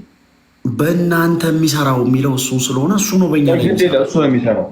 ዝሙቱ ማን ነው የሚዘሙቱ? አንተ ላይ አንተ የምታረገው ዝሙቱ። በጣም ጥሩ። የስጋ ስራ ይለዋል ከላይ እኮ ይገልጸዋል። የመንፈስ ፍሬ ይለዋል። ስለዚህ ምንና ምንድር አንተ ላይ 2 መንፈስ፣ እርኩስ መንፈስ የቱ ጋር መሰለህ? አሁን ከአንተ ጋር የተለያየ ነው። መንፈስ ቅዱስ በአንተ ላይ ስለጸደቅ ስለ ዳንክ የሰራውን ስራ እኔ ነኝ የሰራሁት ካልክ ከክርስቶስ ትለያለህ። መጽሐፍ ምን ይላል መሰለህ? ቆይ ላንብብልህ እስኪ አንድ ቦታ ላንብብልህ፣ አያይዤ ላንብብልህ። ከክርስቶስ ተለይተው ከጸጋ ወድቃችኋል ይልና ገላትያ 5 ምዕራፍ 4 ማለት ነው። አሁን ከጸጋ ወድቋችኋል ማለት ራሱ ምን ማለት ነው? በህግ ልትጸድቅ የምትፈልግ ከሆነ ይላላ። በህግ ጸድቃለሁ መቻልኩ እኔ በክርስቶስ ጸጋ ጸድቃለሁ። ያ ጸጋ ግን እኔን በህግ ላይ ኃይል የሚሰጠኝ ነው። ህግ ማለት ምን ማለት ነው ብሮ? አታርግ ወይ አርግ የሚል እኮ። እሺ ለምሳሌ አትዘሙት ማለት ህግ ነው። እንዳትዘሙት የሚያደርግ ኃይል መቀበል ደግሞ ጸጋ ነው። አትግደል ማለት ህግ ነው።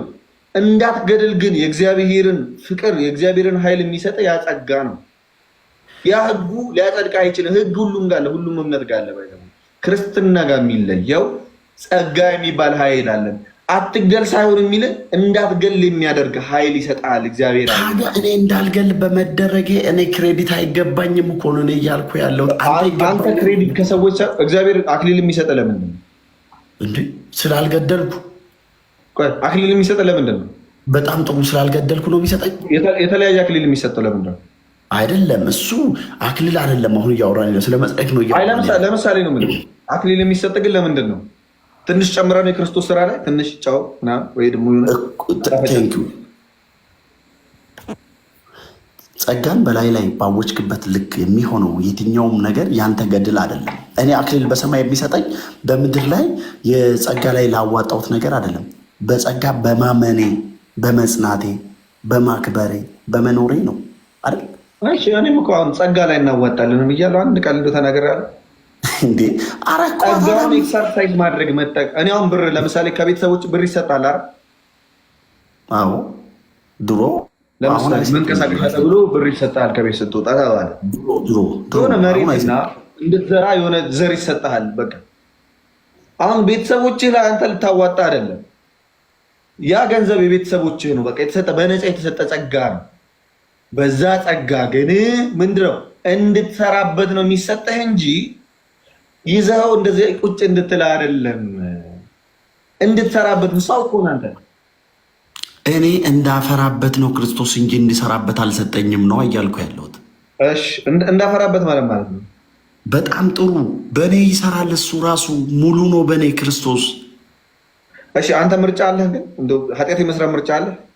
ለምን ይኖረኛል? ነበረኝ። ኃጢአቴን ፍቃዴን አሁን ኢየሱስን እየተከተልክ ኢየሱስን እያመንክ ኃጢአት የመስራት ምርጫ አለህ ወይ? እሱን እየተከተልኩ የለኝም አሁን። ስለዚህ ኃጢአት አትሰራም ማለት ነው። ምርጫ የለ፣ አንድ ነው ምርጫ። እንዴ ምን ጥያቄ አለው? አሁን በሞት በአብ ቀኝ ነው የምገኘው።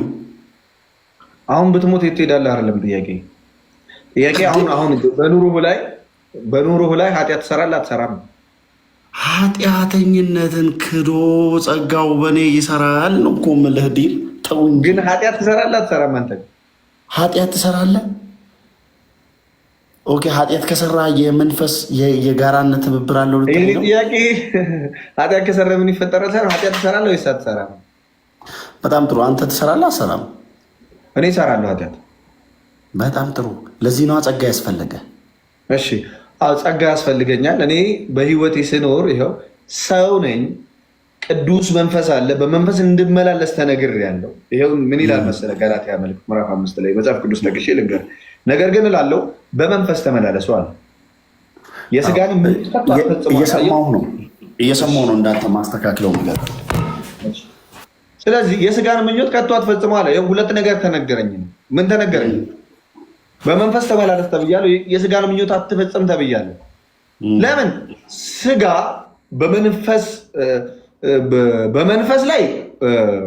ስጋ በመንፈስ ላይ መንፈስም በስጋ ላይ ይመኛል። እነዚህም እርስ በርሳቸው ይቃወማሉ። ስለዚህም የምትወዱትን ልታደርጉ አትችሉም። በመንፈስ ብትመሩ ግን ከሕግ በታች አይደላችሁ። አያችሁ፣ መቼ ነው ከሕግ በታች ያልሆናችሁ? መንፈስን ስትከተሉ አይደላችሁ። በመንፈስ ብትመሩ ግን ከሕግ በታች አይደላችሁ። የስጋ ስራም የተገለጠ ነው። እነርሱም ማለት ዝሙት፣ ርኩሰት፣ መዳራት፣ ጣዖትን ማምለክ፣ ሟርት፣ ጥል፣ ክርክር፣ ቅናት፣ ቁጣ፣ አድመኝነት፣ መለያየት፣ መናፍቅነት፣ ምቀኝነት፣ መግደል፣ ስካር፣ ዘፋኝነት ይህንም የሚመስል ነው። አስቀድሜም እንዳል እንደዚህ ያሉትን የሚያደርጉ የእግዚአብሔርን መንግስት አይወርሱም። የእግዚአብሔርን መንግስት አይወርሱም። ለማን? ይሄው ለክርስቲያኖች። ምን እየተባለ ነው? የስጋ ስራን አትፈጽሙ የስጋ ስራን እየተባለ ነው። ከዛስ የመንፈስ ፍሬ ግን ፍቅር፣ ደስታ፣ ሰላም፣ ትዕግስት፣ ቸርነት፣ በጎነት፣ እምነት፣ የውሃት፣ ራስን መግዛት እንደዚህ ያሉትን የሚከለክል ሕግ የለም። የክርስቶስ ኢየሱስም የሆኑት ስጋን ከክፉ መሻቱና ከምኞቱ ጋር ሰቀሉ ይላል። ተመልከቱ። በመንፈስ ብንኖር በመንፈስ ደግሞ እንመላለስ እርስ በእርሳችን እየተነሳሳንና እየተቀናናን በከንቱ አንመካ ይላል። ስለዚህ እኔ እንደ ክርስቲያን ምን አለኝ? በመንፈስ እንመላለስ ነው የተመከርኩት። በመንፈስ መመላለስ የኔ ነው፣ መንፈሱ ግን የጌታ ነው። ከዛስ በዛ መንፈስ ስመላለስ ያ ኃይል ይሆነኛል፣ የጌታ መንፈስ። ካልሆነስ ግን ወደ መዳራት፣ ወደ ሟርት፣ ወደ መናፍቅነት፣ ወደ መግደል፣ ወደ እነዚህ ገባለሁ ማለት ነው። ወደ እነዚህ ገባለሁ። እሺ እያስተካከልኩ ነው፣ እየሰማሁ ነው። ሰው በመንፈስ ተመላለስ ማለት ግን አንተ መንፈስ በአንተ ውስጥ ነው ወይስ አንተ በመንፈስ ቅዱስ ውስጥ ነው የምትመላለሰው? እኔ ነኝ በመንፈስ የምመላለሰው። እኔ ነኝ በመንፈስ ተመላለስ ሚንስ የእግዚአብሔርን የተሰጠህን ጸጋ ተጠቀምበት ማለት ነው።